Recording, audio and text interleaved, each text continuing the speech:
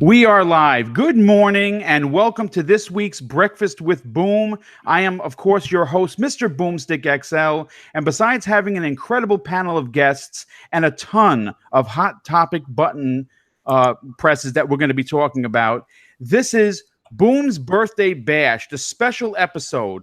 But you know what? I'm not the one getting the presents today. Today, I'm giving away Breakfast with Boom merch that was given to me for my birthday by my awesome wife, who wanted to give back to the people who have been supporting me on this incredible YouTube adventure. So to be randomly picked, all you must do in the Hangout is be nice with one another, hang out for a little bit, and then go on Twitter and send me a message with the hashtag in all caps, Boom's Birthday Bash. And I will draw a winner a few times during today's show. It's really that easy. Now, we have to talk about the incredible guests that are on today's show. First up, he's known around these parts as Destiny's biggest fan. He's also the showrunner of the next podcast and goes by the tag number 448 for his love of Halo, making his long overdue first appearance on Breakfast with Boom. It is none other than Xbox 448. Happy birthday. Happy birthday to you. Yo, what is going on, Boom? What is going on, chat? You guys know I bring the energy. It could be 10 a.m., 2 a.m., or 11 p.m. I am here to talk games, Boom. Let's go. Nice. Next up, program extraordinaire that I know him from. Some people will think otherwise. A man who will have both of your legs broken if the cannolis aren't fresh and you don't kiss that ring. It's the Don. Yeah, how's it going, guys?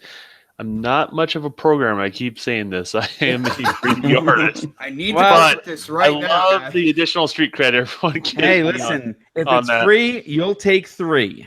I could do a little bit of logic. So, I mean, I don't consider that me as a programmer. But that being said, though, I am the Don. So let's get this going and keep on rolling. And happy birthday, Boom. Thank you. I appreciate that very much. Speaking of paisans, a man who is still in search of the perfect calzone, and I don't think he's going to find one in Florida, showrunner of the awesome 4 Guys with Quarters, and someone that I consider a very true friend, the Clowns. What's going on, brother? Hey, what's up, Boom? Happy birthday, by the way, and thanks for having me. Always a pleasure being here. And since Xbot is now known as the Destiny fan, can I take the Halo title fan from him? Oh no, never. He's not willing to share. Dude, if you ever try to pull that card, I will pull that episode of 4 Guys with Quarters back. All right? You can't do that, man. I can have multiple talents. I'm also a Forza fan and a Forza Horizon fan as well, which is one of the reasons why I'm excited to be on right now, man. Oh yeah, we're gonna be getting into that. Last but certainly in no way the least, showrunner of the Micropod Show on YouTube, co-host on the incredible Dragon X podcast, and an all-around awesome community member, Microbox of X. What's going on, Micro? I think we've talked in a long time. No, we haven't. I think this is the longest we've gone without doing a podcast together. What's going on? No, it's great to be here. It's great to be here to join these guys as well, and on such a special occasion as on your birthday, Boom. So yeah, it's fantastic to be here. Glad to be here. Oh, I appreciate it. Yeah, listen, my birthday was September 25th, but obviously I had to wait until Friday to do the giveaways. And you know what? This is going to be a great show. You know what? I think it would almost be a crime against humanity if we didn't open up this crazy show with Forza Horizon 4. The official reviews are in. And to say that it's not kicking ass and taking names would be a little bit of an understatement. I have some scores that I wrote down. I talked about it yesterday on the Xbox Factor podcast. But you know what? Forza Horizon is worthy of talking about on another show. So let's talk some of these scores. Windows Central gives it 100. True Achievements gives it 100. Gaming Trend gives it 100. Xbox Tavern locks in at 98. IGN, and we know how they could be at times, 96. Dual Shockers, 90. Destructoid, 90. And this one I was a little taken aback because you never can trust GameSpot, I should say. And they gave it a 90. Now, here's the thing. I've been playing all night. I've probably put about maybe 3.5, 4 hours into it as of this morning. But you know what? I want to get the panel's point of view. I have to go to Clowns right away because he has been posting some unbelievable shots. Clowns, I know that you were a little bit on the fence about this, and this game changed your opinion on Forza and what they can do. Tell everyone what your experience has been. Yeah, absolutely, Boom. So I didn't think, Forza could outdo themselves. I didn't think We Are Playground could outdo themselves. And I mean, it is a big step up from Forza Horizon 3. I love all the changes. The seasons are so welcomed in this game, man. Just racing in different seasons, like in the winter, the ponds are frozen. You can drive over them. In the spring, there's a lot of rain. In autumn, when you're driving down mud roads, you can hear like the tings underneath the car from the leaves. I mean, it's just so epic. I'm in love with this game, and I can't stop thinking about it. I can't stop talking about it. The mixer influence, I think, is a huge welcome to the game as well. I mean, it benefits everybody. If you're a streamer, you get XP for streaming. If you're a viewer on Mixer, you get XP for viewing. You can't go wrong with this game. You can even buy houses in this game, Boom. I mean, tell me how awesome that is. The RPG element that they have added to this, just it doesn't even seem to, go with proper logic for a racing game. And there's something that this game does that there hasn't been a racer before that does. It breaks boundaries. It crashes through barriers. When you talk about racing, and I'm going to go right to you immediately, Xbot. You talk about a niche audience. I really can't stand when I hear that, because this game, and a perfect example of Forza Horizon 3, it was so removed from just your niche audience, and it's obviously apparent that they have stepped up their game. Which, by the way, Forza Horizon 3, in my opinion, up until 4, was the greatest racer ever made. End of story. And that goes for the Burnout series, Need for Speed, any of the racers you want to throw in there. Gran Turismo, it smokes everybody. This game seems to have doubled down on making it even that much better. But Xbox, what is your take on this, dude? See, the thing about Forza Horizon, and you guys know me, I don't go in for reviews. I'm glad that people at IGN, GameSpot, or wherever, they can see that this is a great game, right? But I like what they did in terms of grabbing an open world racer and adding things that gamers today are interested in, like daily events, weekly events, changing content. They're even changing the seasons and stuff like that. A true kind of like game as a service type aspect, but you're looking at open world racing. The graphics are absolutely insane. I have no idea how they got better graphics going from Forza Horizon 3 to 4. I feel like Playground, like every time I feel like they hit their ceiling, they just kind of bust through. There's another floor there, and they keep going up. And I didn't get the Ultimate Edition. I'm waiting for Game Pass, so I'll be able to get in on Tuesday. But I have to give a huge shout out to our boy Alan Walsh, fullthrottle.com. Oh, yes. For talking about the RPG element. And I saw people like in the chat on Crossfire and other shows like joking about the RPG. How is there a car RPG game? But when you have places like The Know and IGN and all these like big gaming media sites also referencing the RPG element in this open world racing game, it's like these people that were talking some craziness in the chat, they're wearing some egg on their face right now. Oh, yes, no doubt about it. No doubt about it. I can't wait to play. I'm a little jealous. I know there's a few people on the panel who have already gotten in and started playing, but guys, I will catch up. I promise I will catch up to you guys. Yeah. He wants to catch up to see the buy Xbox. Yeah. Oh, very nice. Is that why you put that on your rear? Is that why you put that on your rear license? Because you knew you were going to play before me? Was it like a metaphor? I think that's what it was. You might drive a car at the front of the line. You know what I mean? That would be new territory for your drive-a-tar, man. I'm just saying. I have to real quick before I go to you, Don. I have to pay the bills here. Caboose, V42, man, I am just like, I'm like literally speechless. Super chat of $50, dude. I don't even know what to say. Caboose! I mean, my God, man, that is generosity that has just been you literally just blow my mind. Thank you so much for that. But Don, I want to go to you now. You may not technically be a programmer, but you know what goes on behind the scenes. You're very intelligent, dude. And that's why I love having you on the show. Yeah. What Oh, playground? don't keep stroking his ego, man. Well, Please. I have to deal with him tomorrow. Don't do that, man. Listen here. Don't worry about it, bot. I got this. I love it. I love it. Don, Xbot said something that was a lot of people don't talk about. And it's the fact that the game actually looks better than 3. And 3 looked amazing. How are these magicians at Playground Games being able to just continually up their game every time they put something out? Well, every time you put out a product, you all you do see is flaws if you're a perfectionist. I mean, that's a natural progression, I think, of game development. So if you're always, you have to release something. You can't like continue to develop something forever. So once you release something, you go like, man, I wish I could have done this better, that better. You kind of have a laundry list as a team. So the next iteration is logically the next step where you will take it from there. So it doesn't surprise me. They're a talented team, and people that are really talented really continue to always want to push the limits, and they always see where their flaws are as far as that goes. I think the game's phenomenal. It's funny, Alan Walsh is getting all that heat from Crossfire because literally I think about a month before that I said, what is it?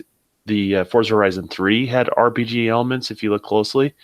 And I think they're going to expand upon that. And there are some people on Xbox Nation didn't agree with me on that one either. and next thing you know, Alan Walsh says it. I'm like, well, glad someone else sees what I see. And and I didn't realize he got a bunch of heat for it. And I'm like, really? I'm like, guys, just open your eyes. It's got elements of that. I mean, the industry borrows from one another as well. And one of the things that's borrowed the most is RPG elements because it gives that replay value to a game. And that's a continuous thing. They want to add additional value to make sure the game lives longer when it's released. And so you may not attract, a certain group of people its first month, but maybe it'll grab a different group of people the second month, third month, fourth month, and kind of get the general idea. Longer tail you can create for these games, the more sales you can create and lower the risk is the idea. So hey Don, I just want to ask real quick, because when it comes to the graphics and everything like that, I heard some people in the industry talking about the Xbox One X being the dev kit also made a huge difference in comparison to Forza Horizon 3 and even before that as well. Is that true, man? Yeah, that's always the case with more powerful hardware. It always has good influence on the lower power hardware because you're running into less like roadblocks in the whole development cycle of things, and then a lot of the technology you have can be trickled down, and then what you optimize for what you trickle down, well, that also influences the more powerful hardware because you now create more overhead. I mean, this is kind of the stuff I've been talking about for a while. I mean, and not to toot my own horn or anything like that, because it really isn't my horn. I'm just relaying the information that I know and I understand from working in the business. But realistically, that is how this stuff works. It's how it's kind of always worked for a good last 12 years. So people are starting to get up to speed, and this information is starting to become more of a mainstream sort of thing. People are starting to understand it more and more. So you'll hear similar stories like this down the road in regards to that. I mean, you play it on the base console, it looks amazing. You can actually play it on a PC profile. I think it's less powerful than the standard Xbox, and it still looks amazing. So it's a good looking game across the board, regardless of what your machine can run. I will say I am a witness, even in Xbox Live parties, that Don talks about his trickle down all the time, all the time. Well, I mean, listen. Again, that's why I like having him on the show. He does know what he's talking about, and he's besides working on games behind the scene, but he does get invited to try out things that a lot of us couldn't even imagine getting that invite. And on top of that, he's a gamer, folks. He actually likes playing games. Got to give Chaos Theory a big shout out for the $15 super chat. Happy birthday, Boom. Love the show. Keep it up. Yes, I like I said, I say this all the time, and it's me just being a humble human being. The fact that one person listens to the show still blows my mind. And I cannot thank the community enough. But Micro, I want to go to you, dude, because this game is in your hometown, so to speak. And you actually are going to be driving around and possibly passing places that you went to in real life. So you get to see a one-to-one on how this developer was able to really just make this look like a real living world. What is your take on what Playground Games has been able to do? Well, I mean, I've played the demo to death, and I stayed up till midnight so I could actually play the game. And I had to be at work for 6 o'clock this morning, but I still stayed up till 1. I got an hour in. It's just amazing. I mean, just from playing the demo, you could see the level that they've taken. They've taken it up, as Xbox said, they've taken it up another level. I was expecting a little bit of a graphical difference, because obviously this is the first Forza Horizons that's been developed with the XAT in the market, as it were. They haven't had to patch it like they had to do with Forza Horizon 3. So I was expecting a little bit extra, but I wasn't expecting to the level that they've done with this game. It's just incredible. I mean, I had a feeling it was going to be good. I went out and bought a new steering wheel. I got the steering wheel with the clutch and pedals and the gear stick and everything. Which one did you get? I got the GeForce 920. Okay, you gotta tell me what you think about that one. Logitech G20, yeah. 920. It is brilliant. It is such a well-built steering wheel. It really is. And this is the first time I've ever played a game like this where I've actually used a clutch and a gear stick. And it's just so it just drags you in. It really does just drag you in. And as you say, I mean, some of it is in my neck of the woods. I mean, they've got Snows Hill Manor on there, which is just down the road from me. So I haven't had the opportunity yet to get to that sort of area, but I can't wait. They have done just a fantastic job, and I haven't even started into the RPG elements yet. I'm literally in the first sort of hour of gameplay. And I think they say what's 5, 6 hours. Yes. Yeah, before you even get into the open area. So Playground Games have just knocked it out of the park, and what their games are going to be like in the future. I dread to think they're just going to be amazing. This was an absolute killer purchase from Xbox. The fact that they got these guys under their roof now. I love driving games anyway, but this one is just on another level. It really is. It's one of those games. First and foremost, and again, this is not poking fun at Xbox, because everyone knows I'm an Xbox first guy. This is their premier game for the generation. So far, it's sitting at a 92. It may go maybe a point higher depending on what reviews come in later on. But right now, as it stands, it's the highest review Xbox One game of this generation. That's really saying something. And the fact that it's coming out in the fall, it can compete with the big boys. And that's what a lot of people, they fail to mention. When other racers come out, they don't go up against Spider-Man and Assassin's Creed and, in a couple of weeks, Call of Duty. But this game is going to continue to garner sales even weeks after it's released. Boom. Here's the thing, and this is why I love being an Xbox gamer right now. I know you're talking about sales, and you're right. The game can hold up with all the heavy hitters coming out this year, but it doesn't necessarily have to. With Microsoft and their forward thinking, coming out with Game Pass and having a subscription service where their exclusives go in there day and date, that guarantees that, when it comes to this game, there's going to be a huge gaming audience, a gaming community that you'll be able to go in there and race against and do like missions and competitions with and stuff like that. And I think that's where this game is really going to shine. This racing game has the promise to have the largest and longest running racing community, in my opinion. And it's from the fact that they looked at like Fortnite, they looked at Destiny, of course, EA's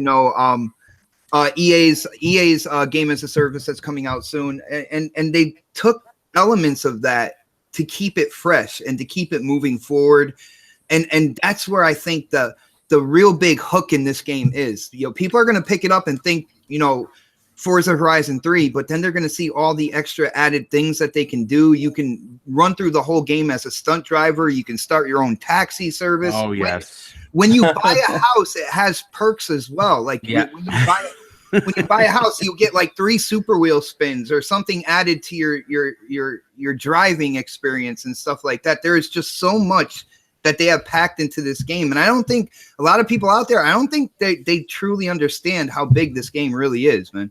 I think this game's actually going to shift consoles. I've got 2 guys at work today said that they were going to this weekend to buy Xbox One X just to be able to play this game. So I think it's going to be a shift in systems for Xbox as well, definitely. The third one did. I mean, that's not unheard of. So it just kind of builds upon that. So, well, I'm going to say this, and it's funny. We don't really say too much about it because when you talk about Game Pass, people are like, it's lukewarm now, and now it's, whatever. But you're right, Xbot. The amount of more and new people that are going to actually play this game, that who knows, may actually buy the game. Because, Phil Spencer has said that people who get Game Pass, when they sales are way up. And, you're obviously getting a little bit of a discount when you buy it from Game Pass. That's pretty awesome in itself. It's still amazing to me to say that on Tuesday morning or midnight, Monday night, you're going to be able to just go to your Game Pass that you pay $10 a month. Or if you're frugal like me and you get the 6 months for $30 from Amazon, you pay $5 a month. You're going to be able to get a $60 game. That's one of the best games on Xbox this year, and it's right there ready for you to just play. It's still amazing to me. But you know what? This particular topic has a subtopic, and this story broke very late last night, and it comes to us from Windows Central. Playground Games is hiring 177 developers for a new AAA open world RPG. Now, here's the thing. According to what Windows Central is saying, this is not the Fable, the world's worst kept secret that is supposed to be made. This is supposed to be for a third game from them. I have to go to Xbot 448 on this one right away. What does this say for Playground Games and what we're going to get possibly in the next generation? Well, first off, Playground Games, as soon as they went first party, we know that, Phil Spencer, the Xbox team, they took care of the power narrative. And that's where a lot of their budget went, was getting the Xbox One X through its R&D kind of like cycle and getting it out there to the masses. So they put their money into that. And we haven't seen like the amount of exclusives that were coming out in comparison to the beginning of this generation. But with that being said, the wallet, Xbox Wallet, is now open again for software, for games and stuff like that. You see that they're really serious about first party, buying up 5 studios, Playground being one of them. And now they have a budget to build even bigger. Now we're going to run into something here with, Ninja Theory, Playground, all these new studios, plus you have 343 and stuff. I want to see the variety in these games, because now we have studios, on multiple projects, first party. And you said this is possibly an open world RPG. Yeah, we do know that they're also working on Fable. I mean, we know without them saying yet that they are also working on Fable. So I'm interested to see if they're going to go more of a futuristic kind of like environment, post-apocalyptic, something like that, something to really show that they have range. They got the open world car. They're going to do possibly that open world classic sword magic and stuff with Fable.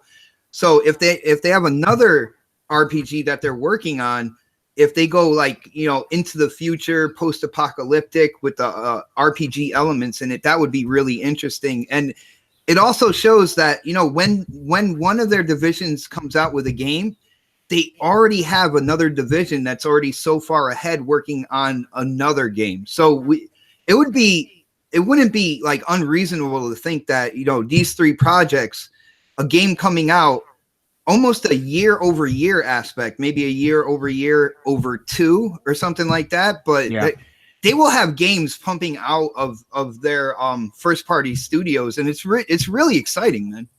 Oh yeah, there's no doubt about it. I mean, the possibility of what I mean. Look, let's just say this: Playground Games made a statement. They want to be the best developer in the entire world, and that's balls of steel to say it. Okay, so what we've seen, what they've done with the Forza series. Everyone knows that they're working on Fable. I wish they would just come out and say that they are already. And adding a third game, maybe what XO 2018. Maybe they'll say something. Yeah, we're gonna talk a little bit about the XO18, that what Phil Spencer had to say. Clowns, I want to go to you, dude. This is big news, and this also goes into what, you know, some of the promises that Phil Spencer had to say when he was taking over, that they're going to fix a lot of things. It's going to take time, and now we're up to the games portion. A company and a developer like Playground Games getting a third team together.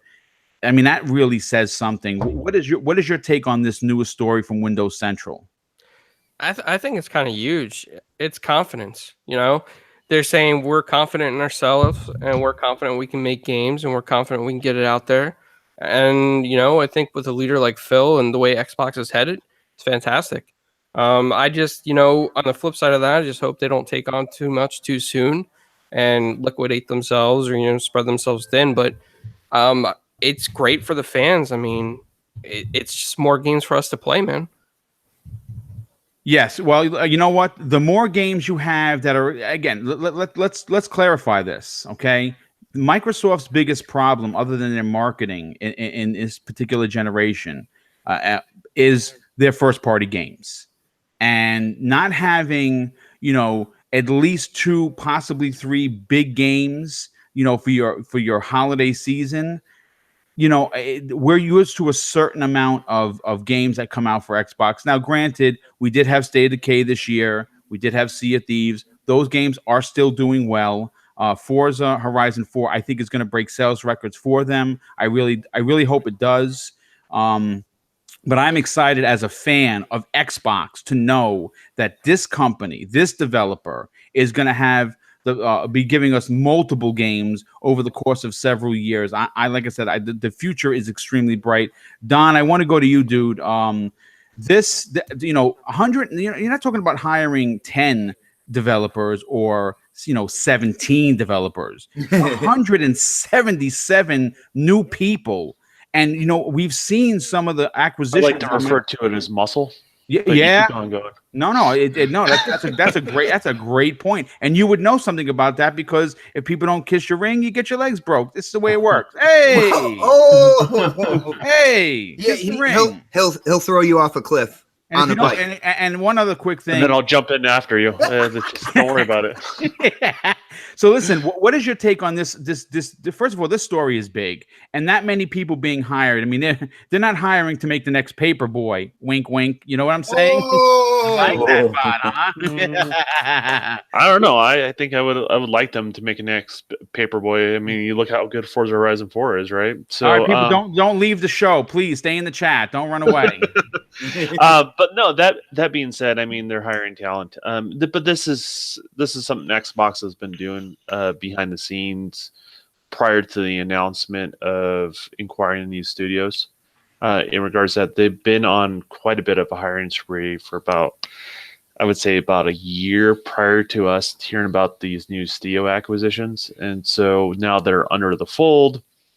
Yeah, I'm sure they have a roadmap with each one of those studios where they want to see them to grow and vice versa. And this is where Playground Games wants to go. I mean, they started off I'm trying to think. They were originally Codemaster guys. Originally, they're branched off. Yeah. That there was some bad blood with Codemasters. Let's just say that. And they started Playground Games, and Microsoft gave them a chance. And And so with that, we got the Horizon 1 series, got the Horizon 2 series, and they continue to grow, continue to do what they do. And then Horizon 3, I think, was the game changer for them. And I think what it shows is sometimes a newer studio that has talent, it takes a while to get to that critically acclaimed variant of their game, if that makes any sense. And it takes several iterations. So I'm excited for these guys. They're going to continue to grow. But I kind of say this with anytime when you hire anything from starter talent to the top tier talent, you got to see if these people mesh well together. This is like hiring people for your band. Does that make sense? Yes, it does. Certain people don't mesh well. And that's why it's you're not going to hire Slash for your blues band. No, well, I mean, if you want to make a polka band, maybe I don't know. I don't. It's polka time. But you kind of get where I'm going with that is like, sometimes certain people don't work well together. So this huge hiring, I expect. I mean, this is not a negative thing against Playground Games. I expect a certain percentage of those people to kind of drop off. And that's normal when you're trying to grow a studio like that, because you're trying to maintain the culture of the studio, what the secret sauce is at that studio that makes their games fun. But you're trying to get this cohesion of a bigger team to work together and probably work together on multiple projects. But this also falls along the lines of what I kind of heard a while ago is they were trying to, when they were doing hires, they want super talented people. They also want super diverse people that can carry their talents over multiple projects. Yeah.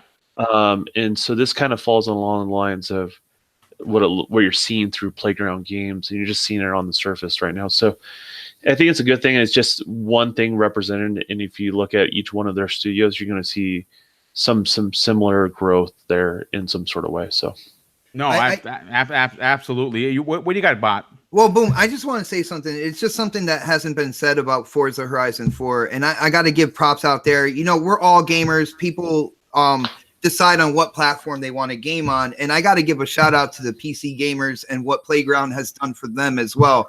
Because with thinking about the 60 frame per second aspect and mode that they have with the Xbox One X, come to find out that the PC version of this game runs a hell of a lot better than when Forza Horizon 3 first went on PC.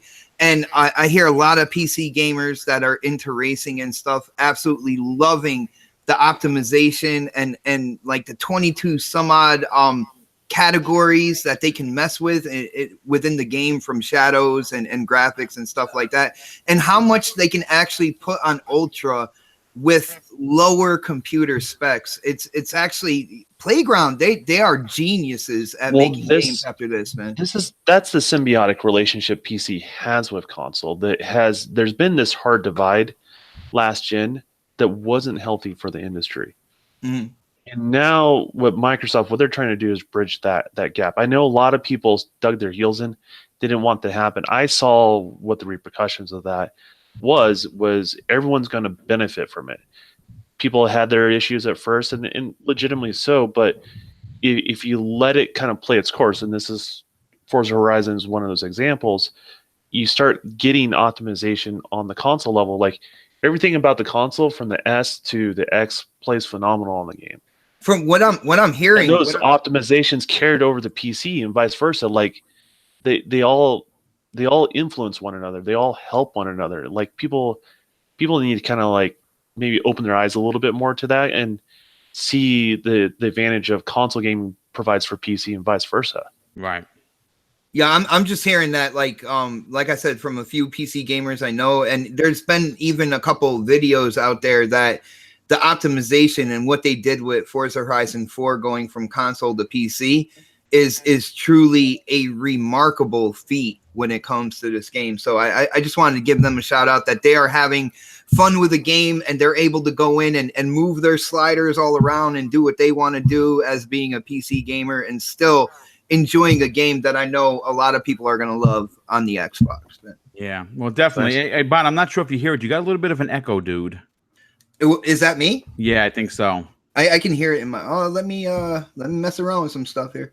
Okay, no problem. And listen, real quick before I go to micro, I gotta just pay the bills here. First of all, Jesse Darby, with the $20 super chat, dude. Thank you very much. He says, "Happy birthday, Boom." Yes, thank you very much. I greatly appreciate it. And of course, my lovely wife Josette dropped a 20 spot into the super chat, like pretty much she always does. She's also responsible, like I said in the beginning of the show, for all of the prizes that are going to be giving out. So listen, right now, before I get to Micro's point of view, go to Twitter and type in Boom's Birthday Bash in all caps. We use the hashtag Boom's Birthday Bash. I'm going to pick a winner before we go to the next topic. Micro, I have to go to you on this because, you obviously are, blown away by what they're doing at Playground Games for racing. But the fact that they're going to have a third game in development, and I don't care if it takes 4 years, 5 years, just whatever you're going to do, put that quality that you put into Forza Horizon 4 into an open world action RPG. How important do you think this is for Microsoft and Playground Games as a whole? I think it's massive. I mean, Playground Games have already showed that they are an excellent developer. They always deliver on what they say they're going to deliver, which not every developer always does. Not mentioning Lionhead and a certain person, but they do deliver, and they've always done so. And I think the actual merger between sort of Microsoft and Xbox and Playground Games makes complete sense.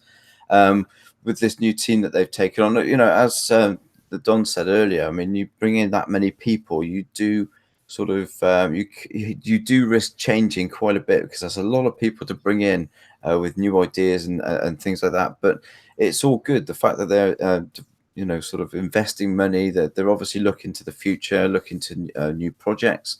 I mean, we still haven't had an official confirmation on Fable, but I think we're all pretty sure that is the worst kept secret, and they are working on Fable. But to think that they're actually looking forward of that and actually planning and starting new projects as well, I think is fantastic. I mean, the UK as a whole has had a very good history of game developers. Some of them have done extremely well. I mean, Codemasters is a prime example of a UK developer that has really excelled. And I think Playground Games is the next massive sort of UK developer that really has, excelled and deserves to be where they are. So it's fantastic. It's fantastic for gamers. It's fantastic for Xbox. It's fantastic for Playground Games. And who knows what they're going to bring to us? We've just got no idea. But I'm sure it's going to be good, whatever it is. I mean, if they can do what they've done with just what is just a driving game, what can they do when they've got the sort of gloves off and they're just told, right, go and do something new, show us what you've got, and go from there. I can't wait to see what they're working on. I really can. And it's it's a massive investment. So fair play to them. Oh, well, listen, everyone had an awesome point. This was a fantastic topic. The mic check. Oh, yeah. Yeah, you're good. You're good. Sounds perfect. No more echo now, right? No more echo, dude. Good. Let's go. Okay, before we move on to the next topic, man, this guy deserves this win because he is thank you. Moderator of the universe, the first winner, UK Dazarus with the big yes. That is awesome, man. You know what? I got to tell you, I'm a novice for a lot of these things, but this Twitter draw thing, it works like a charm. It's literally you type in and you press a button. Someone like a caveman like me. Hold on. What did he win? Did he win the cup or? Yeah, he won a coffee cup. That's right. You know what he's going to fill that with, right? Yeah, probably booze or beer. Yeah, you go. Well, congratulations to UK Dazarus. Let's move on to the next topic, shall we? Now, okay, look. We're all excited. We've been talking a lot of fun. We're all happy Forza's out. It's getting good scores. We're playing it. It's amazing. It's in Game Pass. But, with this industry, unfortunately, as many high times as there are occasionally low ones. And we're going to be talking about the closure of Telltale Games. And according to the story that I pulled from GameSpot, Telltale Games initiated a major studio closure of 90% of the staff being let go. What's worse is the people who paid for the entire season of The Walking Dead's final chapter are not going to get episode 3, 4, or 5. And as far as I know, and I checked this morning, there has been no mention of a refund. And I think that is terrible. And I think what to pour even more salt onto this wound, The Wolf Among Us 2 and Stranger Things were started and unfortunately are probably never going to be finished. This indeed is an extremely sad day for the gaming world. And I kind of want to discuss several points concerning the closure and actually what it means to gaming moving forward. But before I go and do that, I want to read a statement from the CEO of the company. He says, "It's been an incredibly difficult year for Telltale Games as we work to set the company on a new course. Unfortunately, we ran out of time trying to get there. We released some of our best content this year and received a tremendous amount of positive feedback, but ultimately, that did not translate to sales. With a heavy heart, we watch our friends leave today to spread our brand of storytelling across the gaming industry." Clowns, I want to go to you first on this. First of all, this is a bit of a loaded question, so we're probably going to take some time. The first part of the question is this: how devastating is this for the gaming industry? That's the first question. And immediately I went onto Twitter and I said that this is a company, and they're gone, but this is a group of developers that Microsoft should consider hiring to start a new studio and have this kind of game where it's it's dealt to you in pieces, episodic, if you will. And this would make a perfect addition to Game Pass. And I know Xbot has a lot to say on this, but just think about this for a second. Got me grimacing right now. Yeah. Well, think about this. You could easily tell new Halo and Gears stories in that kind of genre, and I think it would be golden. Clowns, take it away. What is your opinion on both of these questions? Well, I think the first part of the question is a sad part, because it shows that no matter how financially healthy the industry is, it's never really secure. And a lot of these devs are contract to contract anyway, and it's hard for them to find stable jobs. And working at Telltale, it seemed kind of stable for a lot of them, and shutting it down the way they did so abruptly, it's just kind of like heartache, man. Like, I feel for those people. It's not easy living in that kind of world. And the second part of the question is, as far as Game Pass and former Telltale devs, I think it's not a bad idea. I kind of see where you're going with that, Boom. But on the other hand, with the way Xbox is headed with crossplay, I don't think Phil would lock anything down specifically as exclusive to Game Pass if they were to make anything.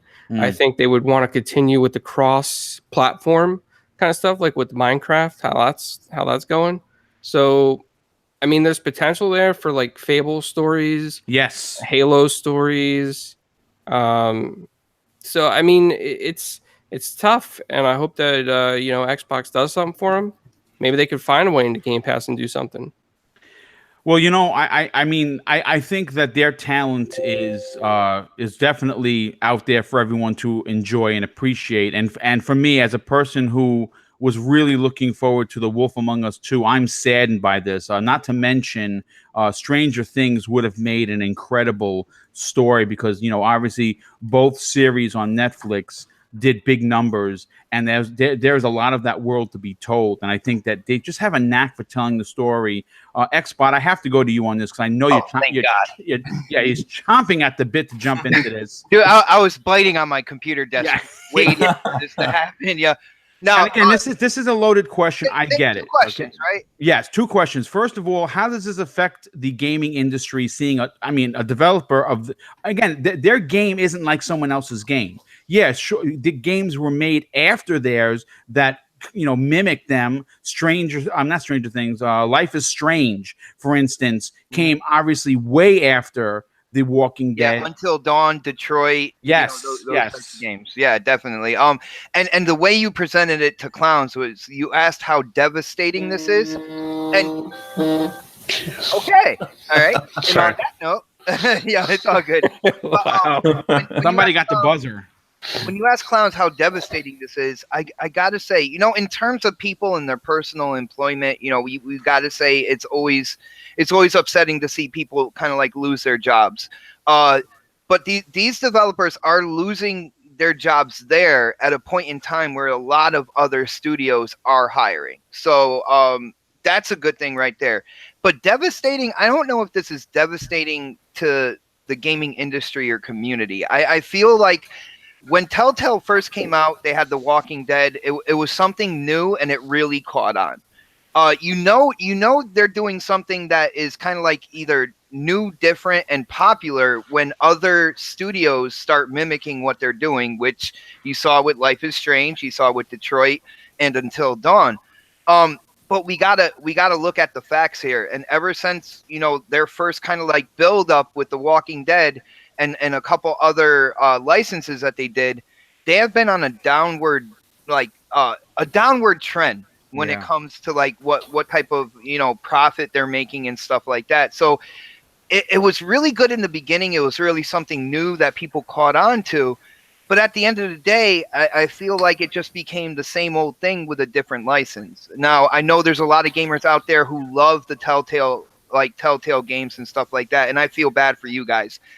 Me personally, I was in there at the beginning, but then it just turned to be like the same thing over and over again, and I feel like they kind of like had their time, and it's time to move on. Now, with the Game Pass situation, I hear what you're saying. Episodic content in Game Pass would be really cool. I just don't want it structured that same way where, your time to hit the A button, like that storytelling game. I feel like you can do a game episodically, but within those episodes, you have to have a lot of stuff to veer off and do. A lot of different side missions that could possibly affect the next the next episode that comes. I feel like that's where the episodic kind of like genre needs to go. It needs to evolve there. I know, with Telltale, it was the decisions you make will affect the next episode, but you gotta have people in there playing the game kind of like until the next episode comes. I gotcha. Yeah. And I think that was one of the downfalls with Telltale. Like, people would go in and they would enjoy the game. Like, they would enjoy one episode and they would go in there and do basically everything they had to do, but then they were sitting there for months waiting for the next episode to come out. Yeah. So I feel like if you're going to do something episodic, you got to fill that episode with content, side quests, things to veer off, explore, do, that'll keep the gamer engaged until the next episode comes out. Once they do that, I feel like they can put something in Game Pass like that. Yeah. You make a lot of sense, because I was actually one of those people that would not play the game initially because there was a bit of a month, sometimes longer, maybe even 6 weeks between episodes. And I hate to say this, a lot of the times, even though there's a recap, you would forget what choices you made because it's 6 weeks. Yeah, I dealt with that. With the first Walking Dead, I dealt with that, man. I was like, hold on, what did I do? Yeah, like, yeah. All right. And I feel like there was just too much of a gap in between without enough like quality things for a gamer to get into in the episode that they were already playing. Yeah. No, it makes perfect sense. Don, I want to go to you, dude. Obviously, this is a sad day. Anytime you see a closure and a large group of people become out of work, it's 2018. Not having a steady paycheck is a scary thing. But Bot did hit on something that it is a good time because the industry is hiring and they do stick together. Like I saw tweets from all of the big name people. Hey, listen, send your resumes to here. We're hiring. So they do stick together. But the genre that was put together by Telltale is unique. And there are not a lot of games like it. I think after a couple of years, we're going to feel like we're missing something. Do you think that, again, a loaded question, this is a chance for Microsoft to add that episodic content, to Game Pass? Because, Phil talked about that before they launched it, that they wanted new original content. Do you think that this would be something that they would consider doing? I mean, I'm sure they were considering doing it. I mean, I don't know. I have a different take on Telltale as a company. Knowing probably a little too much behind the scenes. Okay. They were very much a transient company, is the best way to describe it. So young talent would come in and they would get 6 months to a year's experience, and then they use that as a stepping stone to go somewhere else. There's a reason, and I'll say this: there's a reason why that staff didn't want to stay there. Okay. And you got some inside baseball info. More information. Well, and here's the thing: is because I don't want to because it's all water cooler talk, right? Of course. So when you're right talking allegation type stuff about anybody, people always take this kind of like they're guilty till proven innocent sort of approach, and I don't think that's very fair, because as far as all that stuff goes, I mean, we all know about the lawsuit they have going on. Yes. That's the tip of the iceberg of the stuff that's been talked about behind the scenes, I will say, with that. And so a lot of people just didn't stay there. So I have a strong feeling that a lot of people that lost their jobs probably were thinking about moving, or already had their seats other places. So I don't quite have the same negative look out on that. I think also one of the biggest mistakes is early developers will do, and this is something I was highly advised against before I got my feet into the industry, was, when you get that first big paycheck, don't make it a home. Yeah. Yeah. Don't make it a home, but that first big paycheck, you don't spend it, man. You put it away. Put it away. Yes. You save it away. So, you have something in reserve so you can live comfortably when these sort of things happen, so you don't have to deal with the sort of stress and that sort of thing. And that's the bit of advice that was given to me, and I think it's very sound. Thankfully I never had to rely on that. Okay. But it is one of those things that you do want to, if you go into the industry, you can make a lot of money, so don't blow it your first time through. It doesn't last very long. So hold on to as much as they can, have a reserve, play the game smartly. You'll continue to grow, get the jobs that you want, right? Instead of taking jobs that you may not want because, you got to eat, sort of thing. And, that would be my take on it. And then the industry is starving for talent. So that's the one thing that's going on with the, you want the industry to be healthy in general. So if the industry is healthy as general, and there's a couple studios just kind of fall off the map, well, those people will be absorbed back into the industry. Does that make sense? They're not going to. It makes perfect sense. They're not going to disappear. It's more of an issue when, let's say, at the beginning of this generation, where the economy was down, there was uncertainty in the growth of the industry. You had like THQ closing. That's a different type thing than where we're at right now with these guys. So, I mean, I wish everyone the best of luck. I wish, people that were doing things wrong, if they were doing things wrong, that learn their hard lessons and grow from that too as well. I don't think they should continue to be punished for that. I think they need to move on, and I think they have good things to contribute as well. So I do want to say, little known fact about the Don was, when he got his first paycheck, he didn't listen to that advice, and he actually, like a true OG rapper, he got his emblem as a chain encrusted in white, yellow, and purple diamonds, and he still has that to this day. Listen here, I have a gold tooth with a spinner on it. Nice. Right? That is living right there. That is living. That's what I'm talking about. Micro, you're last but certainly not least on this topic. I've heard, and again, it's take it with a grain of salt. It's water cooler talk, like the Don said. I heard that there was a bit of greed that was going on there, and they were taking on too many projects. That's obviously apparent, and that they were literally burning out their talent. Do you think that this is something that would be episodically, good for Game Pass? And do you think that the gaming world is going to miss this type of game now that it's going away? Telltale Games are extremely popular. I mean, I'm not one of. I've only played a few of them. There've only been a few of the games that they've done that have appealed to me. The Walking Dead being one, and the Batman. episodic one that they did. I really enjoyed those. Yes. But the others, they weren't all appealing to me. Sort of. So I think episodic gameplay is something that could definitely come to Game Pass. I think I can see that being an addition and something to make Game Pass appealing. Not that it's not appealing already. I think for the money that you're paying for what you get, I think it's an incredible service. But for Telltale, I mean, water cooler talk, whatever you want to call it. I mean, there's been lots of things going around the internet about what happened. Greed and poor management at the top. There's been a lot of things have been said about it, and what the Don was saying earlier about them having a quick turnaround. I mean, I work for a company that sometimes has a quick turnaround in younger staff, the apprentices and that, and it does have a knock-on effect, and it's not a good way to do business, really. But will we see them again? I mean, it's a shame that The Walking Dead isn't going to get finished. I think that's the biggest crime besides people losing their jobs. I agree. And the thing is, I mean, I'm hearing different things all the time. One minute I'm hearing that they're going to finish episode 2, but they're not going to do the rest. And then you read that, oh yes, they are going to finish the rest. And now you're reading that they're not going to do any more. And it just seems to be all over the place at the moment with what they're doing. But it's because they can't keep track of their lawyers. Yeah. That's a good one. I like that. I don't know what they're saying.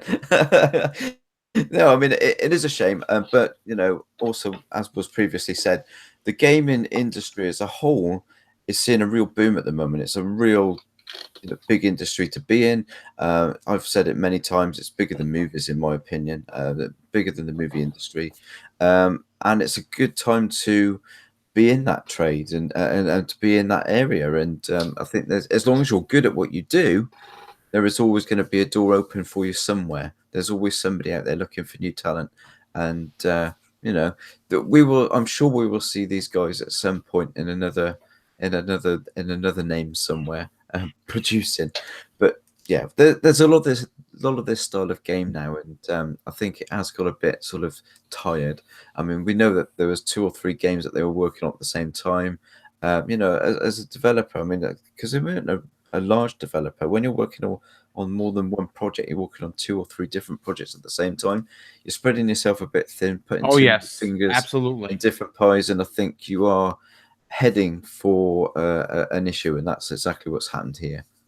Yeah, absolutely, and that is a great way to finish this topic. But you know what? I have to announce the second winner of the next coffee mug. Xbox448. Thank you so much, man. I appreciate it. Boom. You know what? I'm so sorry. It is not you. You can't because you're a panel member. You know how that works. It sucks, but it's the rules. Don't lie, you're not sorry. Shafted on every show I'm on, man. Even my own. Siberia is the winner of the next coffee mug. I will be getting everyone's information and mailing everything out by the end of next week. But I want to go on to the next topic, and I think this is the big one. Again, it's one of those you have to talk about if you have a morning show, a night show, an afternoon show. It doesn't matter. Sony finally is allowing crossplay, and it proves that public pressure works. And as much as we want to enjoy gaming in 2018, it proves that these big companies need us just as much as we need them.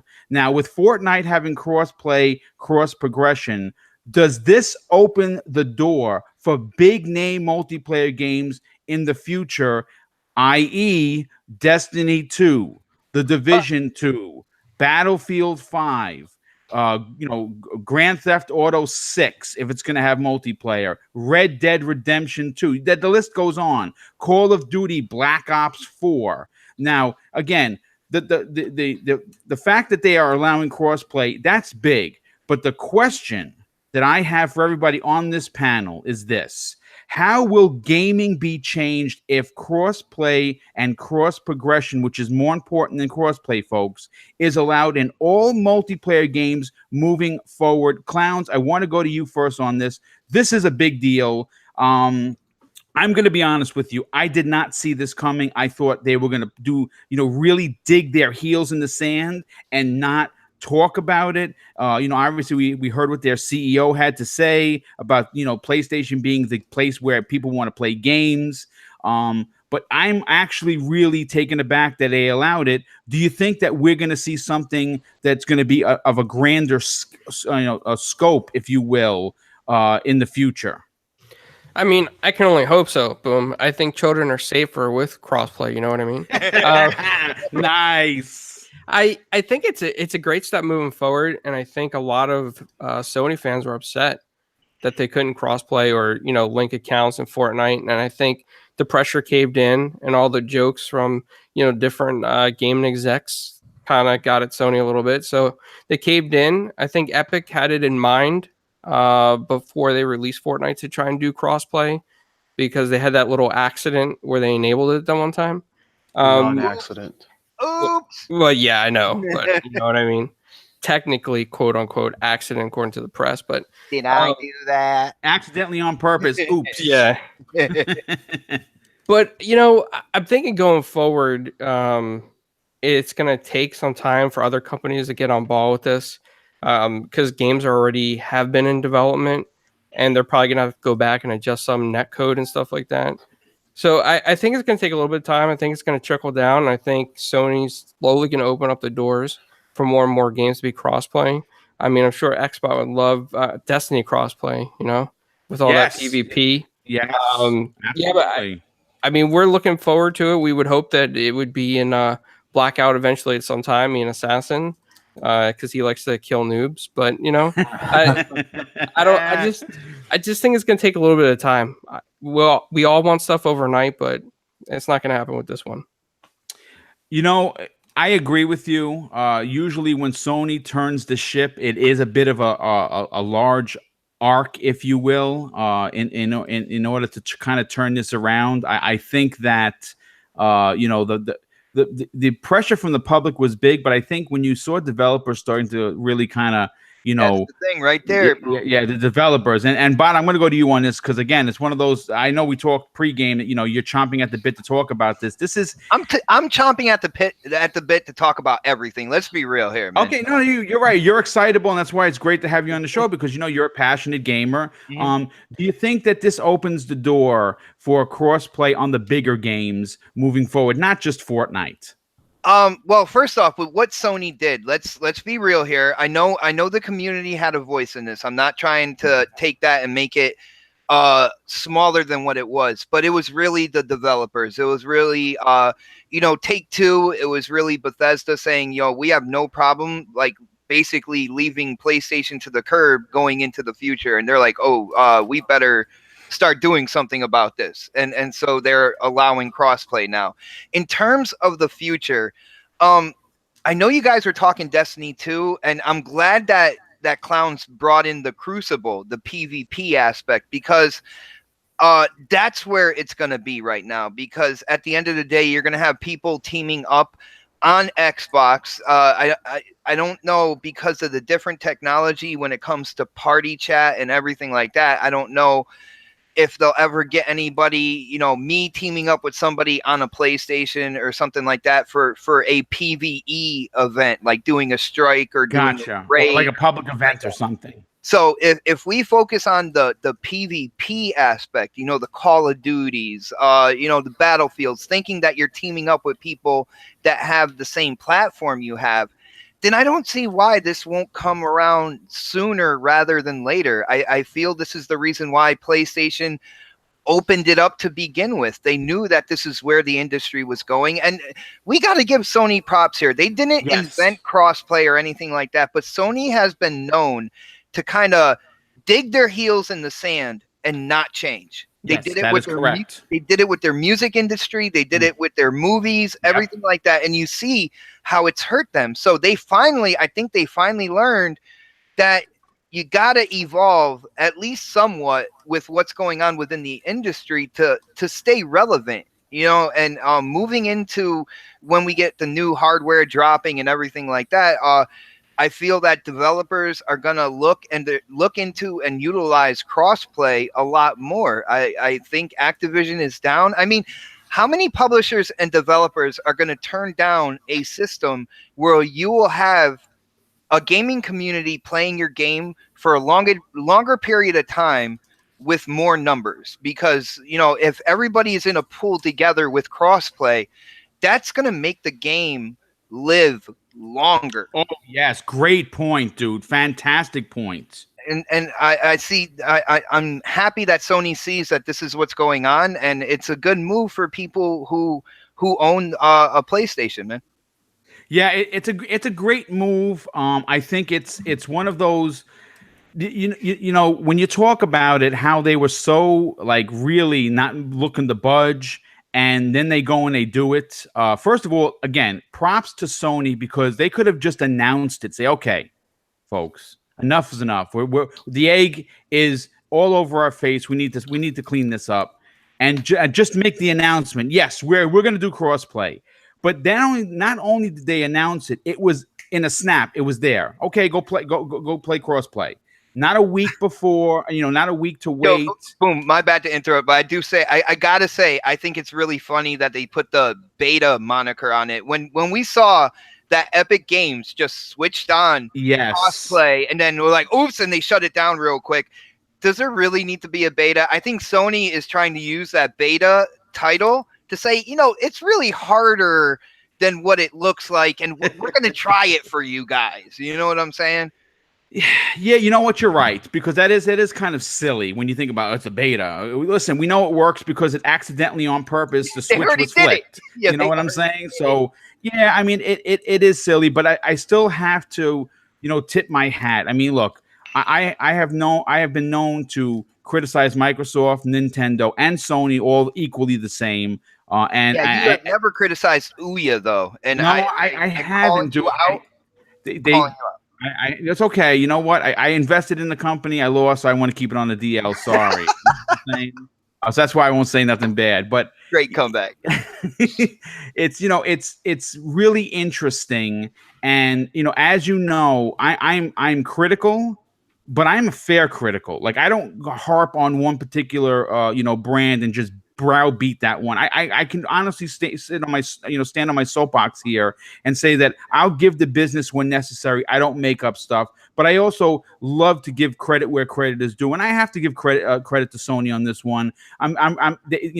They were the bigger man on, or bigger company on this. They really could have just not budged and just kept it as just being Sony, and they didn't. So you know what? Say what you want. Yeah, it took them a little longer to come around, but they still did it. Don, again, I love when you talk about these subjects, and that's why I really enjoy having you on.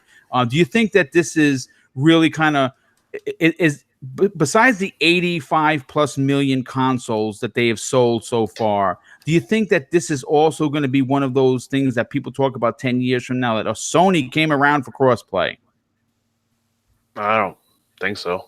Okay, no, I'm just throwing a question out there. Just as much as people think, give Xbox and Nintendo credit for doing it first, as far as like a bigger ecosystem of different devices that play with one another. I don't think they're gonna be praising Sony down the road for this. It's just one of those things. Like, it was at a certain point, I think people were expecting it, and I think the frustration came from people's expectations to really not being met by Sony on that. Now, I would say on the other front is the community did have some influence on it, right? Like, it backed up the developers, but the developers were the main push for this. Mm-hmm. And you had developers supporting one another. They're direct competitors with one another. That doesn't happen very often. If that makes any sense, right? It makes perfect sense. It does. Yeah. So behind the scenes, that sort of stuff was occurring. That was happening. This sort of movement was being pushed forward. And Bot talks about Destiny, and I use Destiny as a perfect example. It is a game that stands on a lonely island right now in the console space, where there's not a lot of games like it, that continuous kind of MMO light type games. But obviously, it's going to be a popular genre. It's going to continue to grow. There's only going to be so many people that want to play that game and have so much time to play those games, right? We keep talking about Anthem. There's going to be a certain group of people that are going to leave Destiny to go play Anthem. right? Yes, There of are certain course. people Well, that are it going to happened stay. with the Division. There's certain right? people that are going to stay with the Division is another example because Division 2 is coming out, right? So it's probably Division is probably going to pull a little bit from Anthem, pull a little bit from Destiny. So they will find their audiences, but if they're separated between the different platforms by this really kind of fabricated policy wall, then are they going to continue to have, in the long run, have the player pool they need to make those worlds feel populated, make them feel alive, those sort of things? And that's what concerns me is this particular genre of games really can see a short end or see so many players in the market if we don't have crossplay. And so when anyone says they're a Division fan, they'll never happen to my game, or they're a Destiny fan, they'll never happen to my game. Don't have that attitude because it very well could happen to your game. And this whole crossplay allows for that to happen. Now, on the other front, I honestly think we won't have like a private chat, but you can easily have game chat still. Yes. In between the two systems. So that is something that can occur. That's something that can happen. Oh yeah, the game chat goes through the publisher or developer servers, right?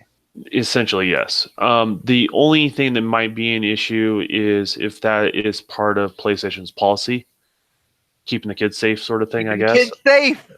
Clowns. I love it. Got to keep them safe from Xbot on Destiny. Yeah, that's true. But you get where I'm going. You get where I'm going with that. It basically makes these games have longer lives. I mean, I always hear K Mega talking about fighters. Fighters sometimes is not the easiest to find a match.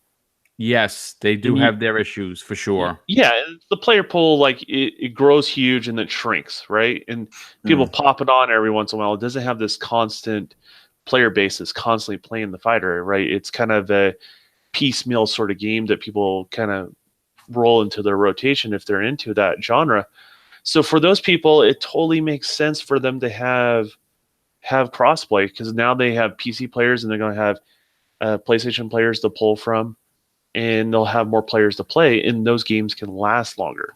And those people will be more incentivized to continue to play. And that's one of the other things that I always like to try to bring up is, we always look at microtransactions as a bad thing, right? But let's say you're one of those players that doesn't do microtransactions. You just play the game as is, and you're totally fine, and you're totally happy, right?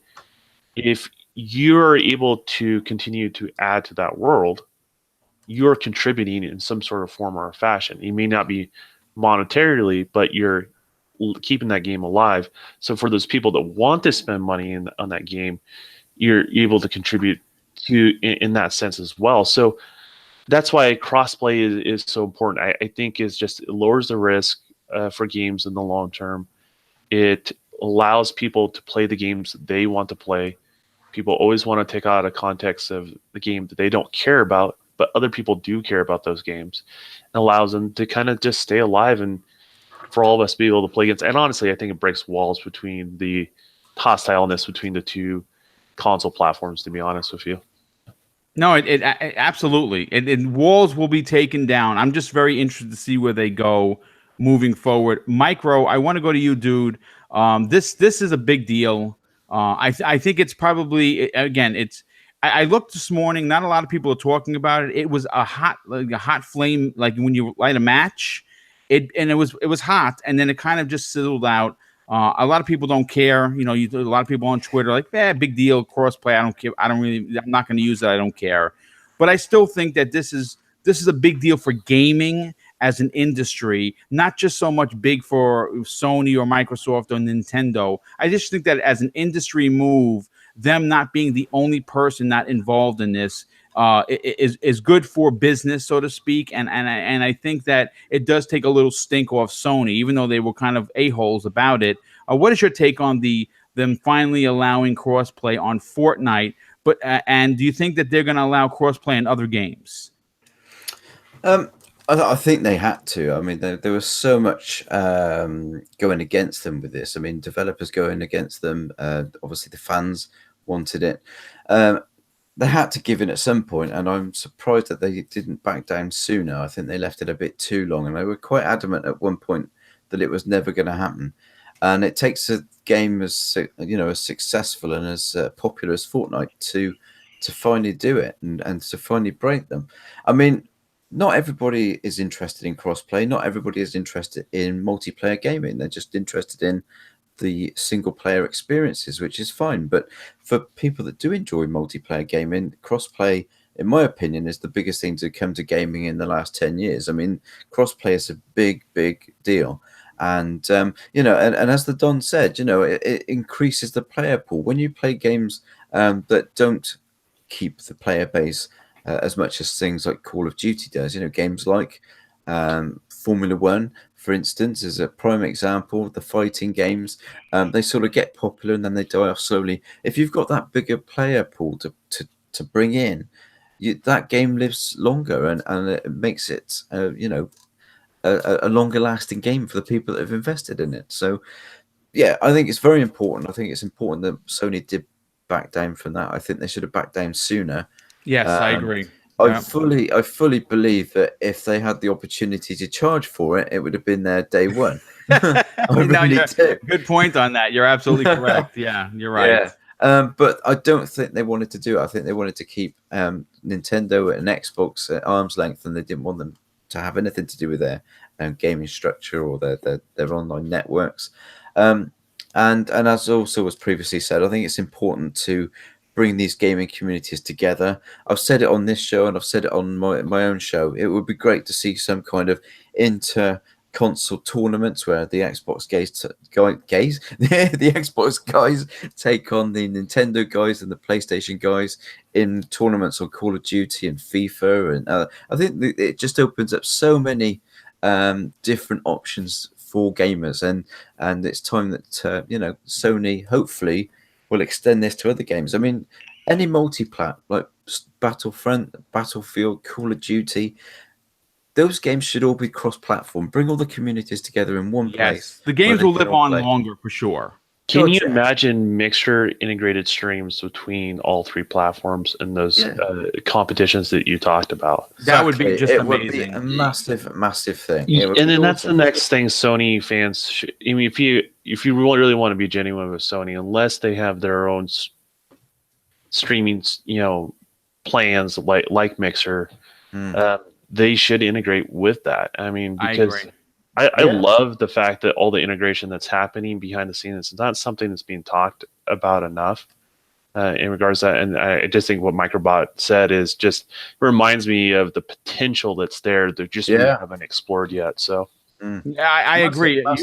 Imagine being able to say, okay, we're having a tournament, Xbox versus PlayStation versus Nintendo, and a big game, and then they put up the scores. You know what I'm saying? Do you see? I mean, like, I'm just talking about it, and as a gamer who has been doing this for over 40 years, I still get goosebumps on exciting talk like that. Which is why I decided to even do this particular channel, because I love talking about gaming. That would be so great for the industry. It would tear down most of the nonsense that goes on with my plastic box is better than yours. Yeah, definitely. People's skills would be upfront and personal and out there for everyone. If you're a good skilled PlayStation player and you just opened up a can of whoop ass on someone from Nintendo and Xbox, you could post it, and it would be fun. It would be entertaining. It would be exactly what this industry needs. Something different to come along. I will say the one thing I think Sony will be more stubborn on is kind of that cross progression that everybody's been talking about. And I know a lot of people in the community, they say they would rather have cross progression where the stuff that you get, say you're playing Destiny 2 on Xbox, you can bring your characters over to PlayStation and play the game with all the stuff you've earned. I feel that that'll be more of a stubborn rock there. Yes. Because PlayStation they want people in the PlayStation store. Well, and that's why I think it's in the beta stage. I think you joked around earlier about it being in the beta stage. I think that's the reason why it's in the beta stage, because Sony so when you buy a microtransactions on your Sony copy of a game, right? Either directly through their store or through the game, Sony gets cut of that. Yeah. That's how that works, right? So on that front, I support Sony. Sony should maintain the cut of that, and if you buy additional things on that store, those things shouldn't carry over. So you would have to technically buy those things again on the competing store in regards to for as far as your original copy of the game, in that. But things you earn within game, and this is where it's tricky. That's like, it's hard to define these things, right? Because of the way games are kind of like done right now. But things you earn in game, I feel those are the things should be cross progression. In regards to that. I mean, you play Destiny and you buy an emote. You don't know the difference between someone who purchased the emote versus somebody that got it on a random roll. And those sort of things need to be defined. So there's a little bit of fairness that's there. Yeah. No, listen, this has been a fantastic topic. And it's the industry has a bright future. Gaming isn't going anywhere. It's only going to get better. But before I move on to the next topic, gotta do a couple of shout outs and announce the next winner. First of all, and again, I'm not picking this. I'm using Twitter pick. It automatically picks the winners. It's okay. You could. Oh, I was gonna say you can let them know that I won this one, and well, the next winner, unfortunately, is not Xbot 448. It is Caboose V42. Thank you, Caboose. Yes. Well, listen, congratulations. I'm going to talk to you on a DM. You're going to tell me whether you want a T-shirt or a coffee mug, and I will be sending those things out. I have to give a big shout out to UK Dazarus. Obviously, he's the moderator of the universe, and he has been really, keeping everything in order, and he's also been putting out like links for everyone's Twitter handles and their YouTube channel. So big big thank you for him. Okay, I also have to, he does stuff like that in the chat. Wow, that's crazy. Yeah, he's unbelievable. I also have to shout out Dave Sweeps. Now, if you don't know who they are, they're pretty new to Twitter. I highly recommend you follow them on Twitter. They run daily contests, and I'm telling you, before I knew who they were last week, and I was having a bit of a bad week, I won a $50 gift card to Xbox Live from them by simply just going, following, retweeting, liking, and leaving a comment. Hashtag I want to win Dave Sweeps, and I won $50. And guess what? That $50 went towards Forza Horizon, the Ultimate Edition. So yeah, check them out there for real. I also have to give Butcher Van a giant shout out. And he's also on Twitter, and he's someone else you should definitely follow. He runs daily contests. He just gave me. Are tremendous, man. I gotta say, like Butcher is a huge he's the real deal. He's the real deal. And he also, a big thank you to him. He gave me another $10 super chat. And UK Dazarus says, keep up the good work, bro, with the $10 super chat. Listen, the generosity of you guys has just been nothing short of amazing. Thank you so much. But let's move on to the next topic before I announce the next winner. This story was pulled from Gaming Bolt, and if you notice, I always tell the fans and the panel where the story was pulled, because I like giving accreditation. I think that's very important when you run a channel. Boom, what was that, brother? No, I would say, Boom, if I did that, half of the topics for next podcast would be like, I pulled this straight out my butt. So no, that's okay. Listen, I make up a lot that's of topics. That's where you keep all your topics, right? Oh my goodness. Off the rails, this show has Let's gone. keep it going. Keep it rolling. Listen, Mortal Kombat 11 has not been announced yet. We know that they're working on it, and apparently the actors are reportedly performing motion capture for the upcoming and announced sequel. And this new breaking news information comes to us from Gamer News with a Z, where they had a talk and a sit-down interview with Richard DeVizio and Master Daniel Pacina, both who have previously done motion capture, and they were at the Mo Game Con convention, which took place in Missouri last week. And this is where it gets good. Master Pacina confirmed that his brother, as well as his students, are currently doing the motion cap work for the upcoming Mortal Kombat 11. Now, of course, it goes without saying, this isn't an official confirmation.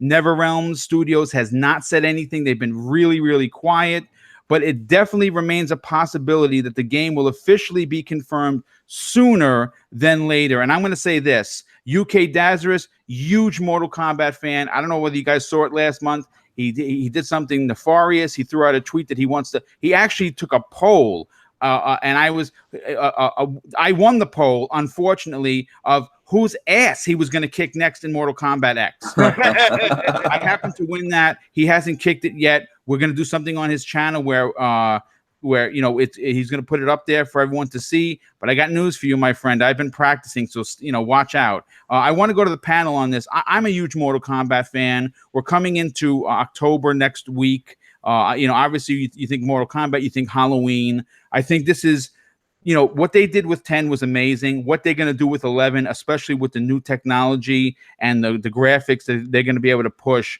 is going to be incredible. Clowns, are you excited to see what they're going to do and what characters they're going to bring back for Mortal Kombat 11? Yeah, Boom, Mortal Kombat always has a special place in my heart. I may not be a diehard fan like you and Daz are in the Fight Club and stuff, but I do love Mortal Kombat. I am excited for it. As long as they keep Sub-Zero in there, man. He's a mainstay. He'll never not be in the game, I don't think. Yeah, that's my dude right there. I would like more stuff like the babalities and all that kind of stuff to come back. But that's what I'd really be looking forward to. Yeah, you know what? I would love to see them bring back some of those wacky fatalities, babalities, animalities, things of that nature. Those were pretty awesome.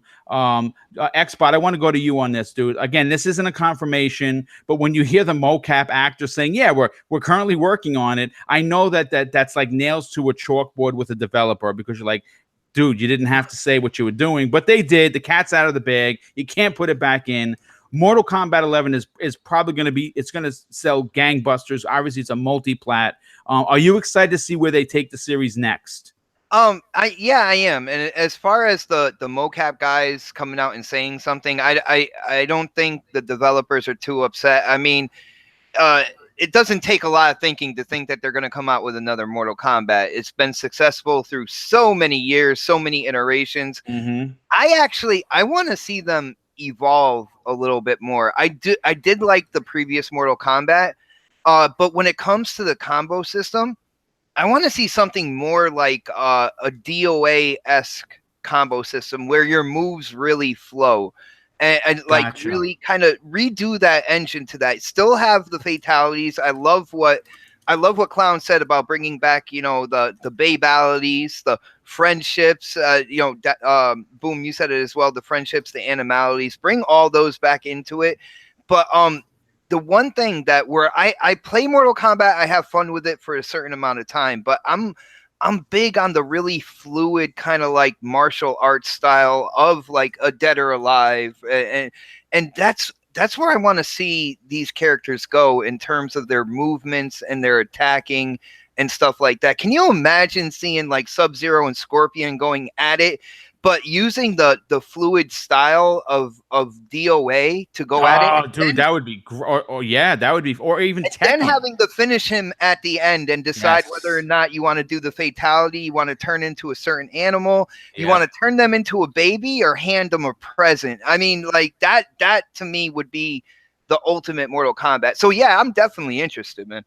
Yeah, I'm super stoked. I actually have a Mortal Kombat fight stick from Mortal Kombat X sitting in storage. Again, I will definitely break it out for Mortal Kombat 11. But Don, I want to go to you on this. Obviously, from your perspective, if you were developing a game and some of your mocap guys were like, yeah, we're working on it, does that drive you crazy, or does that drive sales and get people excited that the game is possibly going to be announced? Yeah, it's like it's really a race to whoever spills the beans first, right? Oh, okay.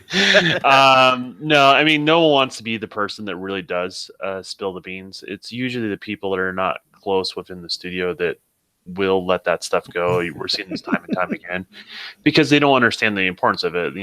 They're not working with the team in that capacity.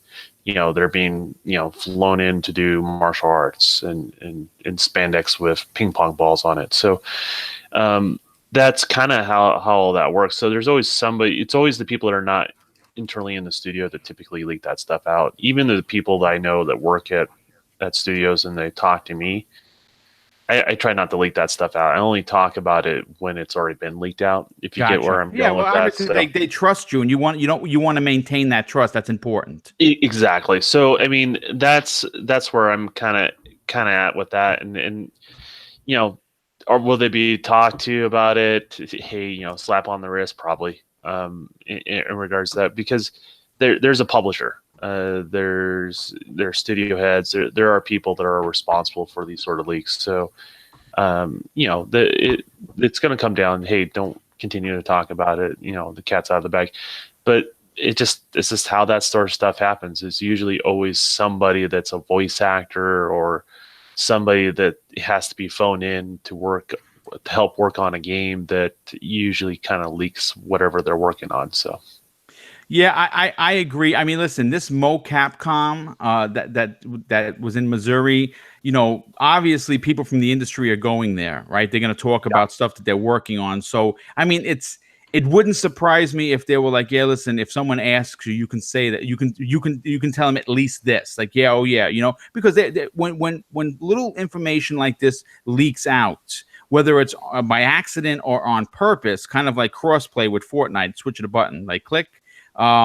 This generates interest in the game again, because Mortal Kombat X came out a couple of years ago, so maybe it's not on anyone's radar anymore, but this would be definitely a fan the flame, if you will. But Micro, I want to go to you next on this. Mortal Kombat 11, everyone thought that it was going to be announced at E3, and it wasn't, right? Then there was a big story that the CEO Boone was coming to Gamescom, and everyone was like, okay, here we go. He's here. Ed Boon is here. He's going to announce it. And nothing happened. And obviously the Tokyo Game Show just happened, and fighters are big in Japan. They still are. It would have been a great way to do it then, and still nothing. But this information gives fans of the game hope. Are you excited to see where they take the series next? I think what they did with the last Mortal Kombat was amazing. Even with the DLC, bringing in Jason Voorhees and Alien and Predator, and they did such an amazing job on that game. And I love the franchise, but I have a problem. I have a problem with fighting games. I'm shit at them. And honestly, man, love it. I absolutely love them, and I love Street Fighter. I love the DC one. I love all of them, but I can't play them for shit. I haven't been able to play a beat 'em up since Mortal Kombat and Street Fighter on my Commodore Amiga. I could deal with 2 buttons and a bit of a wiggle, but when you have to start sort of, if by some miracle I actually won a round in Mortal Kombat 10, by the time I'd worked out what I had to do the fatality move, I'd lost the next round. And I'm like, what do I mean? Honestly, I am. I love them to bits, but I have to play them on my own because it's on my own, on easy, and I can pause it because it's the only way I can win them. No, all right. Well, listen. Not everyone is great at fighter games. Mortal Kombat X, I'm decent at. I'm practicing now because obviously I don't want to embarrass myself when I play UK Dazarus, but. I still think he's going to whip my ass because he is a fighting game fanatic. I gotta give my brother K Mega his props. Like when it comes down to it, he loves fighting games. He certainly does. Yes, and he is decent at it, man. I don't want to go because he'll get a really big head if he hears this. Like if I say he's like really good at fighting games, so I'm not going to say that, but I will give him the prop to say he is really decent at. You know his secret though, right? A button. No, well, there's that too. He is fond of the A button, but he has a bubble foot bath every time he plays a fighter. So I did not know that. That is breaking news. He takes his tough guy card and you just you just toss that. Nice. Well, listen, we're gonna move on to the next topic, but before we do that, I have to announce the next winner, and I am shocked. It is literally a brother from another mother, the saltiest gamer, Salt King. Wins a prize on today's Breakfast with Boom. Congratulations, Salty. Nice. He puts on good work. If you're not familiar with who this dude is, check out his channel. He's legit. the Saltiest Game Podcast. Oh, hey, Salty! Yeah, I've been on there several times. We've worked together on a few things, and he is a good dude. So congratulations on that. Gamer for sure. Let's move on to the next topic. Obviously, the Tokyo Game Show happened last weekend, and there was a lot of stuff shown. More specifically, new Death Stranding trailer was introduced, where Troy Baker and a giant, humongous monster was a huge part of this demo. And I'm going to be honest, I wasn't on board for Death Stranding before this trailer, because I didn't want it to be a luggage simulator where like everyone was making fun of, because what you did was carry boxes. That the FedEx meme is hilarious. It's great. But I'm starting to come around a bit, because with me, and like I said, I say this publicly all the time, I like that third person, story driven, that Sony game, that they have that look for their for their first party games. I really dig it. It's my cup of tea. So I'm starting to come around. But here's the thing. What's not surprising in this is there was no release date announced. And the further we get along into this year and we're moving into 2019, we keep hearing that the PlayStation 5 is coming 2020, possibly 2021. So the question that I have for the panel is this: is this game going to be a multi-generational game, and are you still interested, or is this going to be just such a big game it's going to have to be on the PlayStation 5? Clowns, I want to go to you first on this, dude. Did you see the trailer, and are you interested in this game, or you could care less? Well, Boom,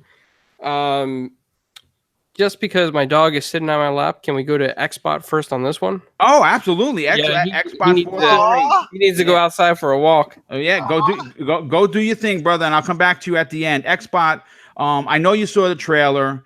I don't know whether you're lukewarm on what Kojima is doing. I mean, he does make weird games. But you know what? I mean, this is a new franchise, and it's his first big thing since leaving Konami, and we know how that turned out. But are you interested in what they're going to be doing with this game? Do you think that we're even going to get it on a PlayStation 4? See, when I saw the extended trailer, the one that a lot of people call FedEx Simulator, and all that good stuff, I said PS5. I know, I believe Sony's come out and said that the games that they showed at E3 and stuff, they were PS4 games or whatnot. But yeah. I don't necessarily believe them when they say stuff like that. As far as interest goes, I gotta say, I was interested in the structure of the whole, how life was dying and then coming back to life. You would see like the grass dying and then sprouting new sprouts and stuff like that. The kind of like that energy that you don't know if it's good or evil or something like that already had me interested. Now, what they have here, what I think they showed is a main antagonist that can control that force. Yes, and I got to admit, the dude looks badass. He's got that the gold skull, kind of like faceplate. Yep. Stuck it into the black goo, created that monster. Now, even though the monster's face, when its gold plate opened up, it did look like a butthole. Let's be real. It looked like it did look so weird. There's no doubt about it. But it was creative. When it comes to Kojima, I never know what the hell he's doing anyway. But I am interested to see where this goes, because now, like I said, you got to have that main antagonist that's got to look interesting, got to look diabolical, have some type of aura about that character. And I think what they showed here, that character did have that aura. And now it just depends on what Kojima does, and if by some way or form takes a left turn in the middle of the game and it becomes all about unicorns and grassy hills, because you never know when it comes to Kojima. But I'm interested to see where it's going, though. I am definitely interested. Nice. Well, listen, I mean, look, you're right. You hit the nail on the head with Kojima. He just has an art style and an imagination that nobody else in the world has. And I mean, we've loved what he's done, right? Metal Gear is like one of the pinnacle franchises in gaming. it's history. And that was Kojima on a leash there. Yes, it certainly was. Now he's off. He like He's I said, off the leash now, man. I'm going to say this: we can't control him. We can only hope to contain him. Okay, so let's hope that this is going to turn out big. The Don, I want to go to you on this because obviously we've seen the trailer. We know Kojima. We know that he's talented. We also know he's a little bit of a strange bird, if you will. And I obviously Sony, scooped this dude up right away. Like, okay, you're working for, and you kind of knew that was going to happen. But I mean, do you think that it's going to be typical Kojima, where it's going to take 6 years to get a game out? And are we going to see this on the PS4, or is this going to be moved to a launch title on the PlayStation 5? I think it's going to be cross-gen, so PS4, PS5. Okay, so both are going to get it. Okay. Yeah, I mean, I think people always underestimate what our current consoles can do. We haven't really seen them maxed out. I mean, we've seen like Digital Foundry argue about pixels and bullshit like that, but let's I can't stand Digital Foundry. But that being said, I mean, visually what our consoles can do and that sort of thing, I don't think we've really seen the full potential. We have plenty of places we can explore. It's also built on the Decima engine, which is a PS4 engine in particular. Yes, yes, it is. Just so you know, and as far as I know, the third-party people out there, the people that make engines and stuff like that, they don't even have PS5 dev kits. So, the likelihood of it all being PS4 is very likely. But they do material-based shaders and stuff like that. So what that means is they take real-world objects, and there's a way to sample those things to create a shader. The technology has actually been around for a long time.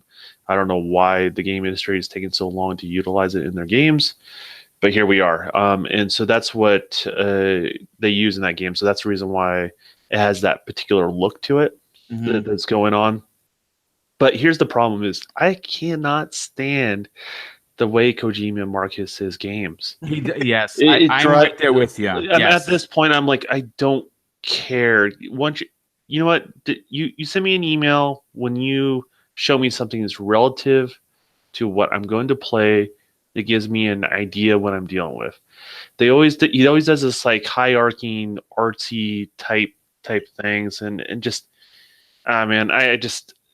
If you want to get artsy, that's cool. I mean, that's your game, that sort of thing. Maybe it's not for me, but it's nothing relevant. Don, that's probably what attracted him to Sony in the first place. Because you remember PS3 marketing throughout that whole generation, like how weird it was. It was definitely strange. Unfortunately, Microsoft hired those people, and that's why it sucks now. Metal Gear was like that too. I mean, let's be honest. But the thing is, you kind of knew what you're getting into Metal Gear. So when you do these things and you're a gamer, it gets people talking. There's like this mystery and that sort of thing. With this, people have no basis. No one knows what you're talking about, Kojima. Like, no one knows what you're trying to tell us. So that's why it becomes memes and jokes. And like, is there a relevance to walking around with these packages? Is there a danger? There's a risk reward. Like, what's going on with that, right? And I understand he's trying to create mystery, but by showing that like little clip and that's all you get.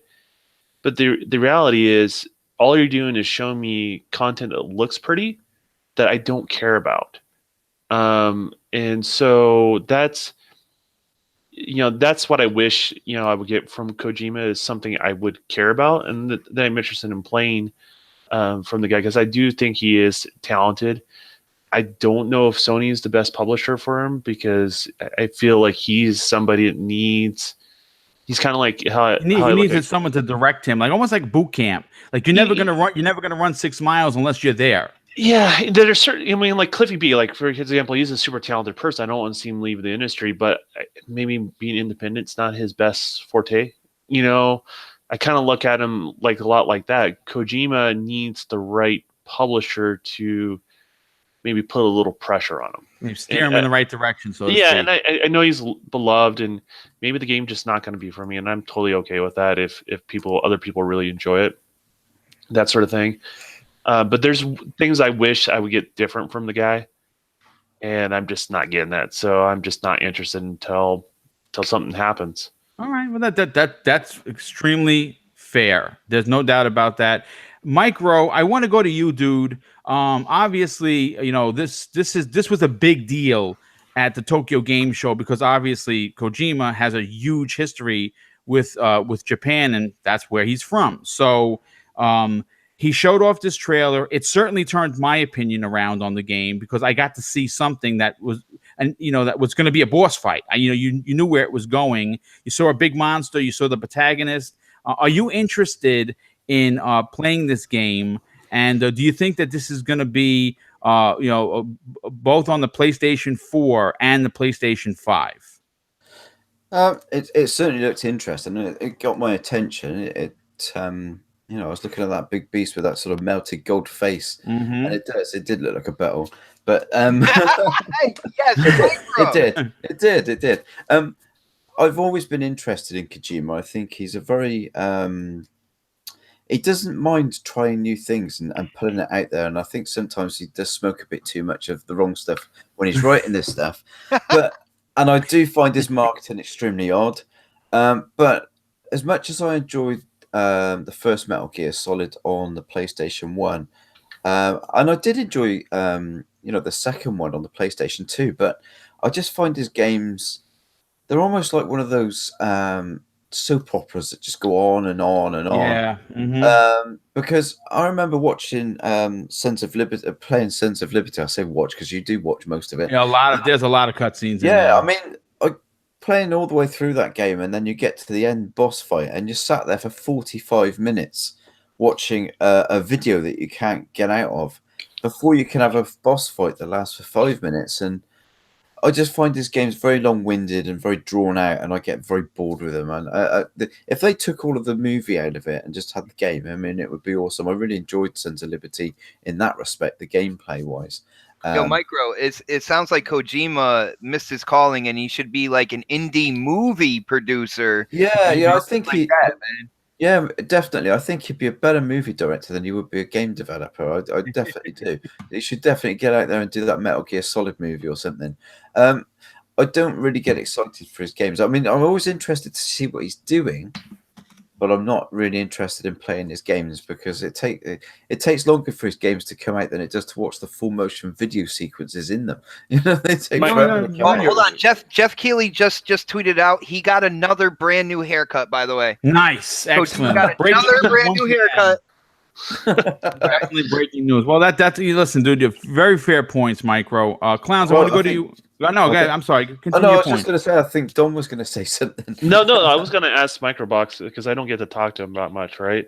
So, I mean, don't you feel like he's got bits of genius in him? Like, that's the sad thing is, like, it's people, like, because you're in the similar boat as me, is, like, I can appreciate, like, some of the good that he does out there, but, man, I just wish those bits of genius was crowd into something that I would enjoy playing. Yeah, definitely. That does make sense. I see what you're saying.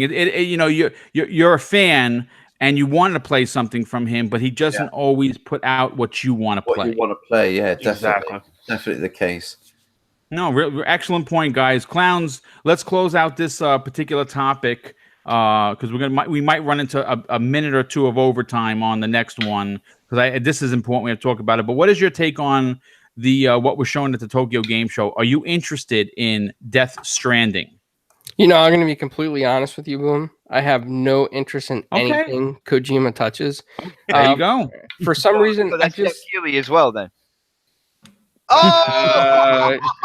I mean, they can go hang out together. I'm not really interested in the personas, but to be honest with you, Kojima to me, I mean, I do see where Microbox and the Don see like a little bit of genius in him, and maybe he should be an indie film producer rather than a game developer. Just from what I've seen sometimes, and I could be wrong, this is just my impersonation, I just think that he has a little bit air of arrogance or ignorance, like everybody should like him kind of deal. Yes. And that really bothers me, and that just makes me want to kick him. Okay. Listen, I can't argue with that because he does have a bit of arrogance to him, and that's probably what happened with Konami at the end of the day. Everyone thinks that Konami is they're the scumbags because it was publicly, the dirty laundry was aired and they look like the bad guy, but we don't know what went on behind the scenes. But you know what? Everyone had fantastic topics, and I'm really sorry that we're gonna go a little past the 2 hours, and everyone has something to do. I just keep picturing clowns like walking up to Kojima and just literally kicking him and kicking him in the shin and walking. And he's got bodyguards, man. You got to watch out. I'm like a short little Joe Pesci, So just he might be able to get away slipping through the crowd, and they'll lose clowns.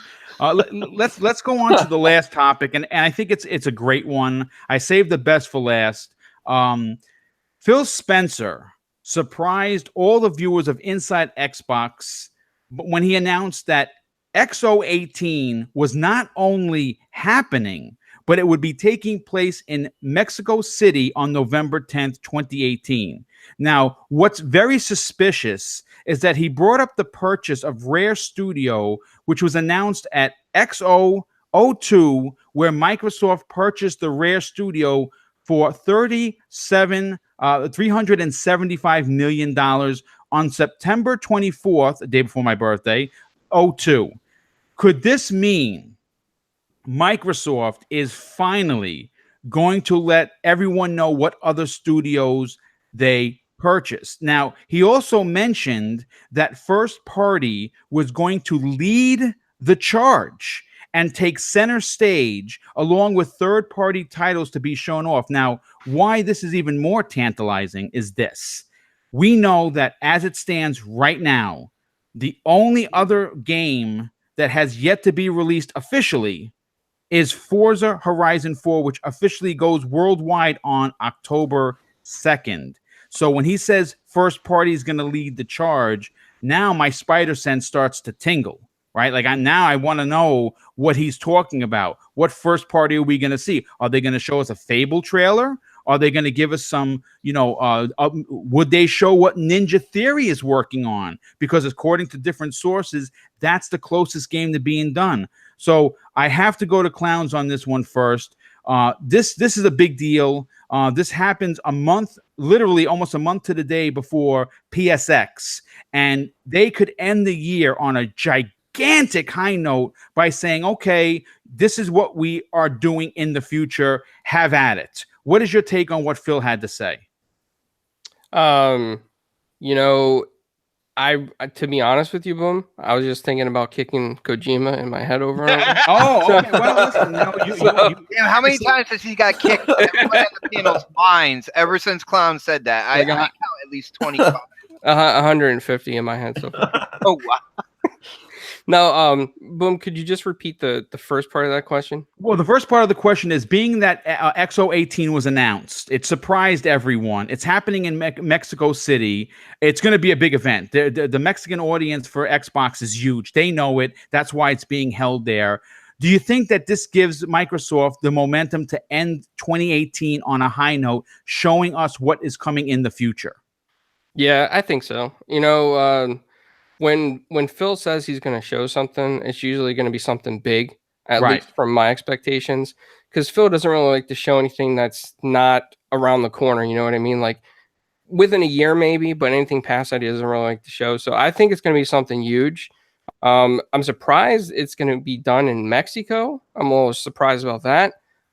Maybe another soccer game. No, I'm just kidding. But I hope it's something really big that we can all get excited about. It's not just like a niche type of game, or geared towards a certain audience. Something that we can all play, enjoy, or try out. Maybe Ninja Theory, like you said. I mean, if they are that close to being done, they are a fantastic studio, and that'd be really exciting to see. Yeah, absolutely, no doubt about it. Well, great point, and take it easy. Bring it down a notch for beating up on Kojima, because you're going to get arrested, and I can't help you. I'm retired. I have no clout anymore. Xbot, I want to go to you. Okay, now this to me, I'm excited as an Xbox fan, because when you say First Party is going to lead the charge, and then in the same interview, he brings up the announcement of the purchase of Rare. That says to me that something big is coming in the form of a game announcement and possibly several studio acquisitions. That's my take on it. What's your take? Well, first off, ever since he announced that, I want to let people know that the Mexican government has decided to build a wall between Mexico and the United States. They're So gonna we have can't the go. United States pay for it because so many people are going to be flooding to Mexico City. Now, here's the thing. Like I heard what Phil said, and they're going to have stuff to show.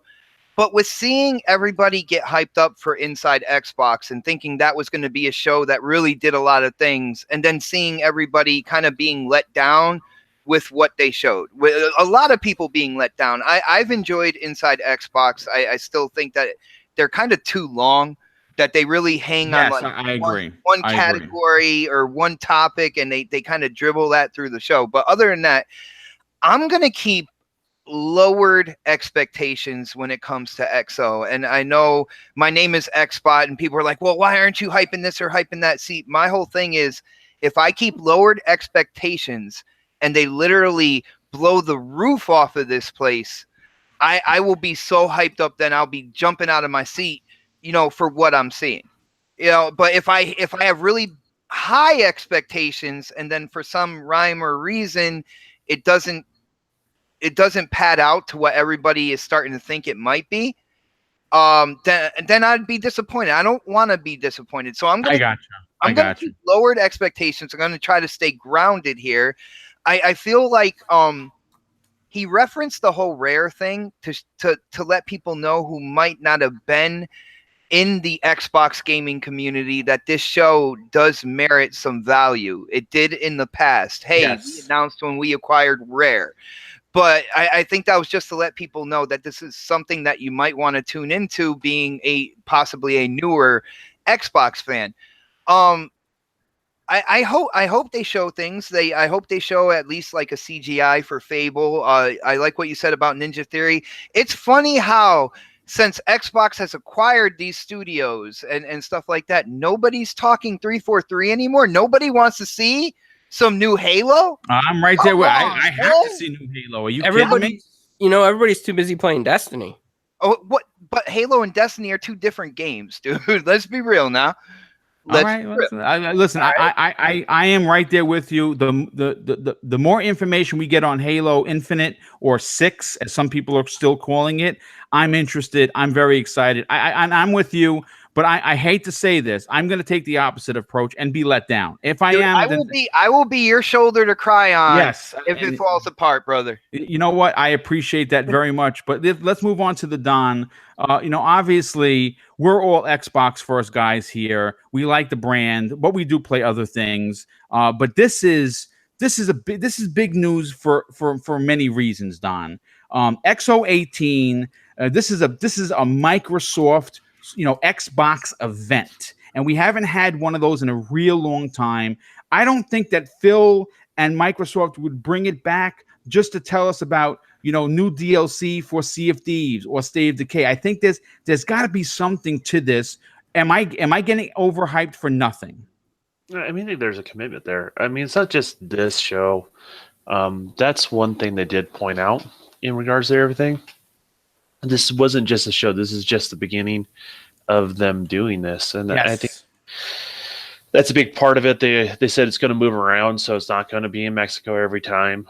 Just so everyone knows. Send it to New York, please. Who knows? New York. It could be somewhere in the Midwest. It could be on the West. I'll send them my address. They can bring it right to my house, man. Your house is not big enough. I know that. I know you have 12 kids, but it's still not big enough.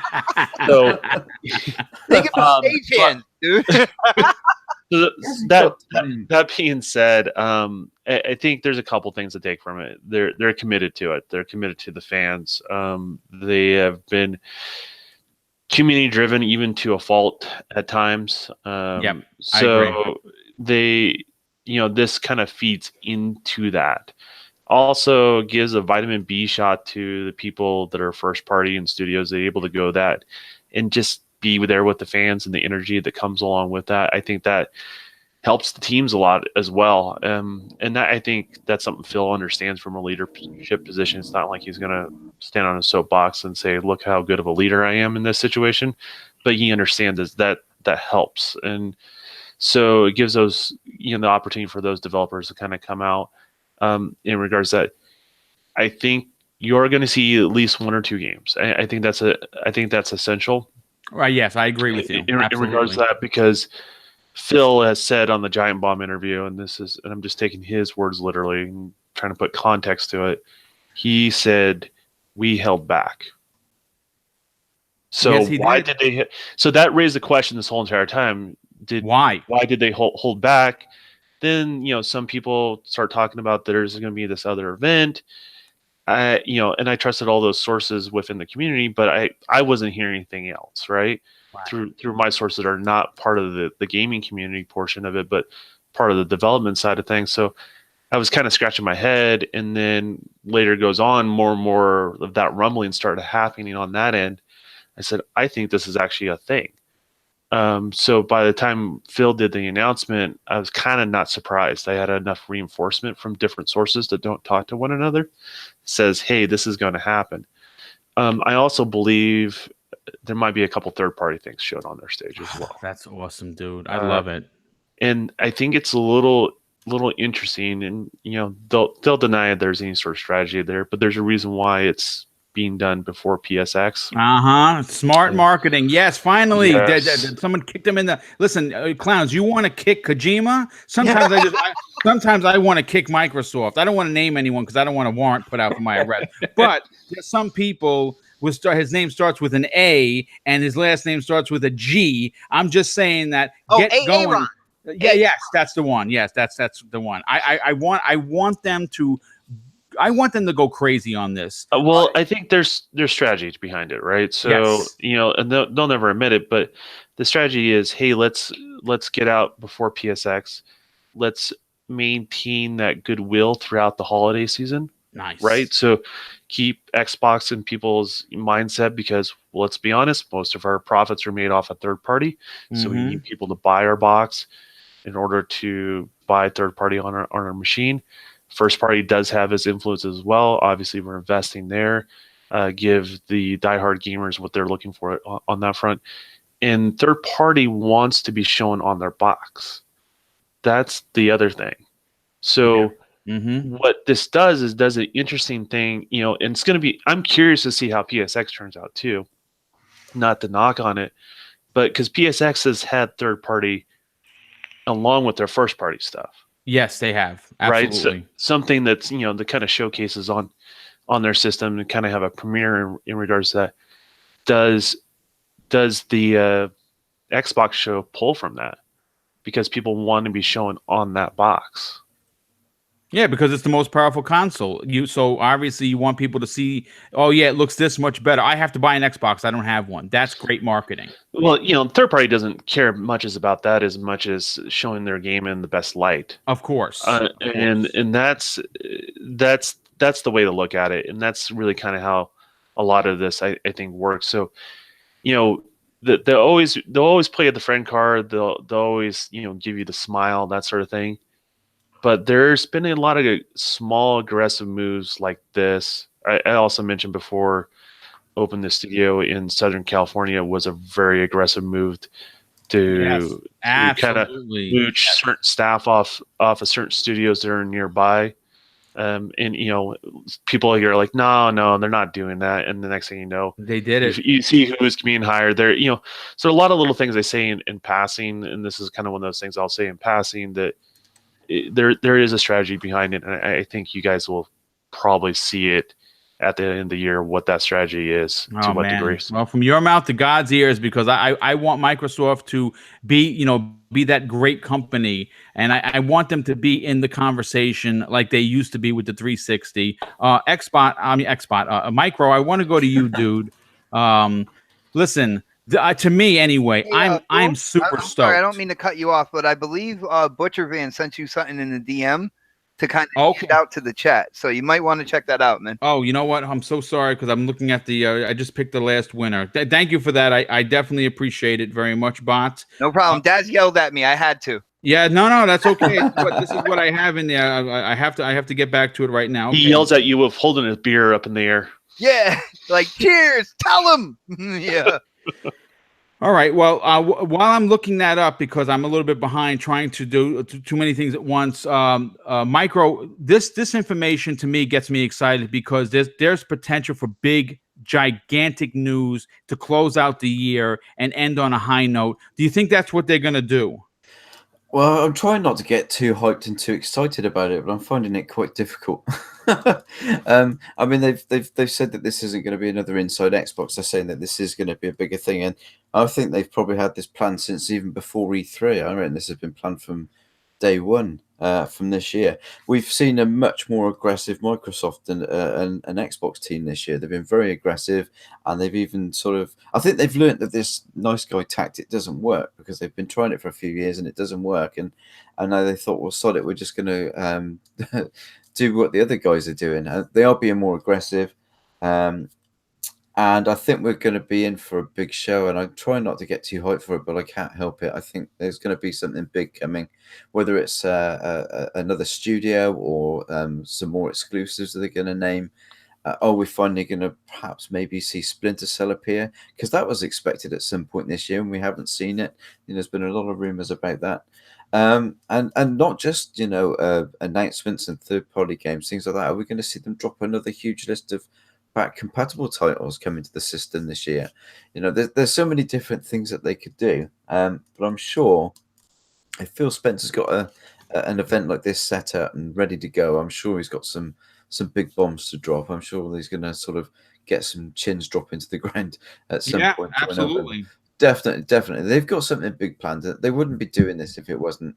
They've said it's not another Inside Xbox, and people are expecting big things now, and I think they're going to deliver. I really do. Just can't wait to see what it is now. I'm right there with you. I'm super stoked. I'm very excited to see where they're going to go. I think this show has the potential to be, like I said, really, really big, and I want to see them end the year on a high note. It would be the way to go. There's no doubt about it. But you know what? I have to just make the announcement real quick before we get you guys out of here. The last two prizes, the swag for Breakfast with Boom. First one is Crispy Bomb. Congratulations. I will hit you up on the DM. And last but certainly not least, Jago Coogan comes up at number 6. I will hit you up in the DM to find out address information, and we will get these prizes out to you. There are 2 codes that were donated by Butcher Van for the Mixer Pro, and the first winner is Wraith of Empire. I'll be sending you that code in a second as soon as the show is done. And the second winner for those codes that were donated by Butcher Van, who's amazing, is, I'm doing it right now, Caboose V42 wins again. Whoa, Caboose! So you get a second. So, did I strike out this entire show? You did, unfortunately, my friend. I apologize. I don't think that even if you would have won, you would have won. But I'm not saying that. It's just unfortunately, it's the rules. I think you were colluding with Vladdy Putin in the chat. Maybe. I demand a recount. Yeah. Well, listen, I'll give Florida on us. I will give you the best outro you've ever had in your life. I hope that makes up for it. But you know what? I have to say this. First and foremost, thank you everyone in the chat for the generosity and the birthday wishes in the form of the donations to the channel. You don't understand how big of a deal that is. The more this happens, the more I can give back to the community by offering these prizes. It does help out the channel tremendously. So thank you so much. A big shout out to the chat. You guys were awesome as usual with one another. I do like the fair play. I do like when it's a fun atmosphere and you guys bring it each and every week you come to the show. So thank you on that. And of course, my panel, you guys, I couldn't do the show without you. And you just really knocked it out of the park on literally every topic. It was really fun to talk with you. Let me get you guys out of here because I did say we went past a little 2 hours. And I know everyone has something to do. Clowns, I want to open up with you, bro. Listen, we've become very good friends. You've helped me out privately with some things regarding how to generate, stuff for my channel and where I can, get out there and advertise. You've been really helpful with that. But I think that you're one of the community bright spots, and a lot of people, if they don't know who you are, they should be following you on Twitter. They definitely should be following you on Mixer, and they should check out Four Guys with Quarters, which I think is amazing. Tell everyone where else they could find you, dude. Thanks, Boom. I really appreciate that, man. Every Thursday, you can check us out at Four Guys with Quarters. You can look us up. We're everywhere on the internet, pretty much. We're even on Spotify now, which I just need to update our links on there. But yeah, we're even doing streaming directly to Twitch now as well for our weekly podcast. Nice. So check us out there. And yeah, just look us up, Four Guys with Quarters. Well, that is awesome. You do great work. I do really, I enjoy listening. You guys do change it up. It's not always a podcast. Sometimes you're playing games. Sometimes you're just talking. It's really interesting, and I think everyone should check that out. Xbot448, who is a fan of Forza, he's a fan of Halo, and he's a fan of Destiny, and no one else can have them. They're all his. All mine. All his. Next podcast is going to be on tomorrow night. It is a big show. It's a great show, not to listen to. Obviously, the fun part of the show is when people vote. Don is involved in that. Predator's involved with that. Dark Goldblum. I don't know if he's won yet. But tell everyone else where they can check out your content and what's going on with the next podcast tomorrow night. Yeah, definitely. Next podcast on my YouTube channel, which is Xbot448. And this Saturday's show is a very special show because I am handing the reins over, and Showstopper is taking over. Oh my goodness. Podcast.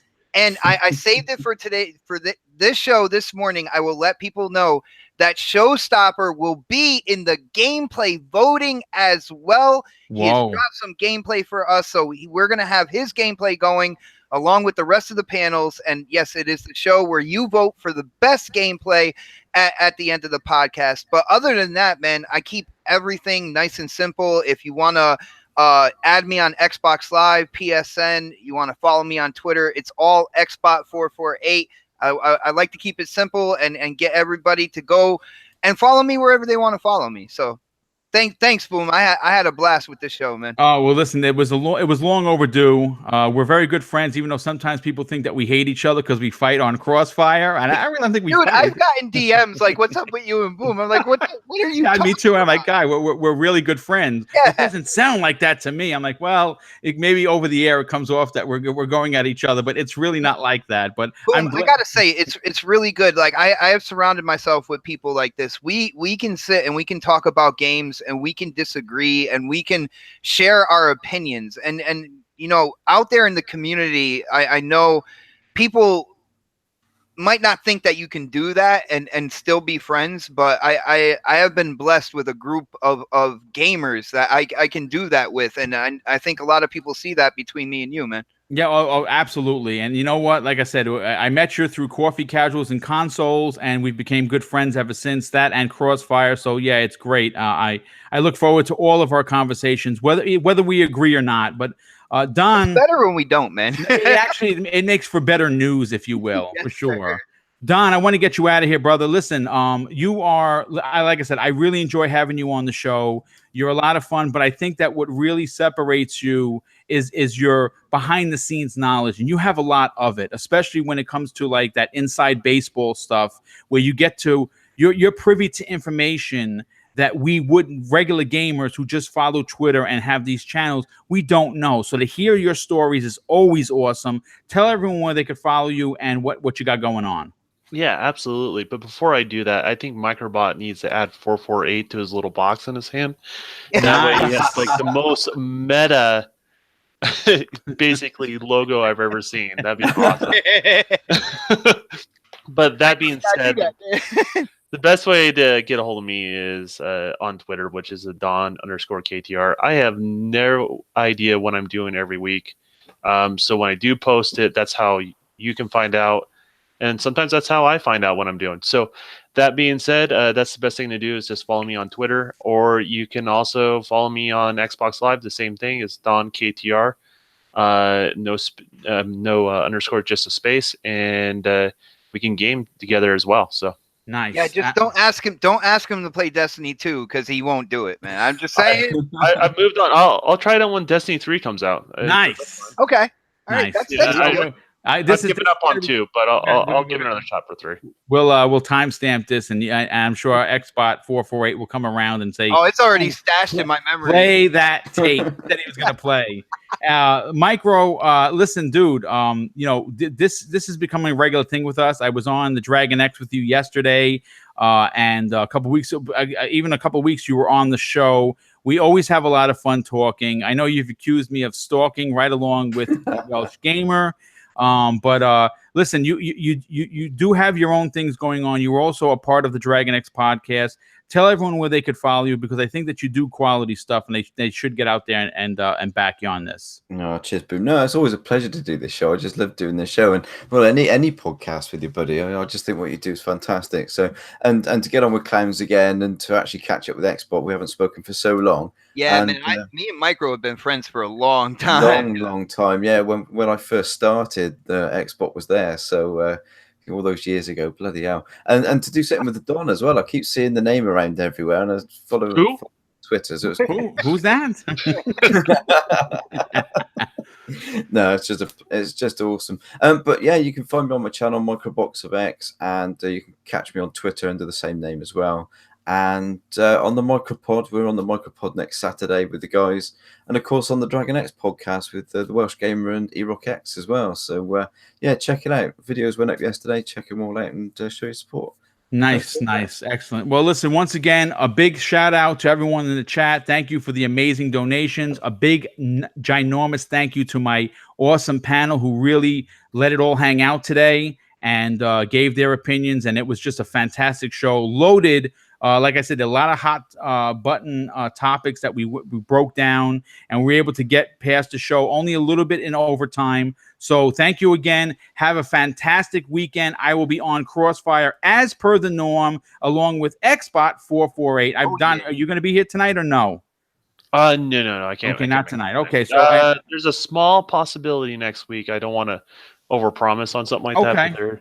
But then again, follow my Twitter, because that's usually when I find out I'm on there. So. Oh, nice. I love it. And we might Clowns. Are you going to be on tonight's show as well? Yeah, I should be there. Boom. Okay, excellent. So we'll be talking again. Have a fantastic weekend. Once again, thank you for tuning into this week's Breakfast with Boom. I will see you next Thursday on the Xbox Factor podcast, and of course, next Friday morning on the newest episode of Breakfast with Boom. Take care. Again, thank you very much.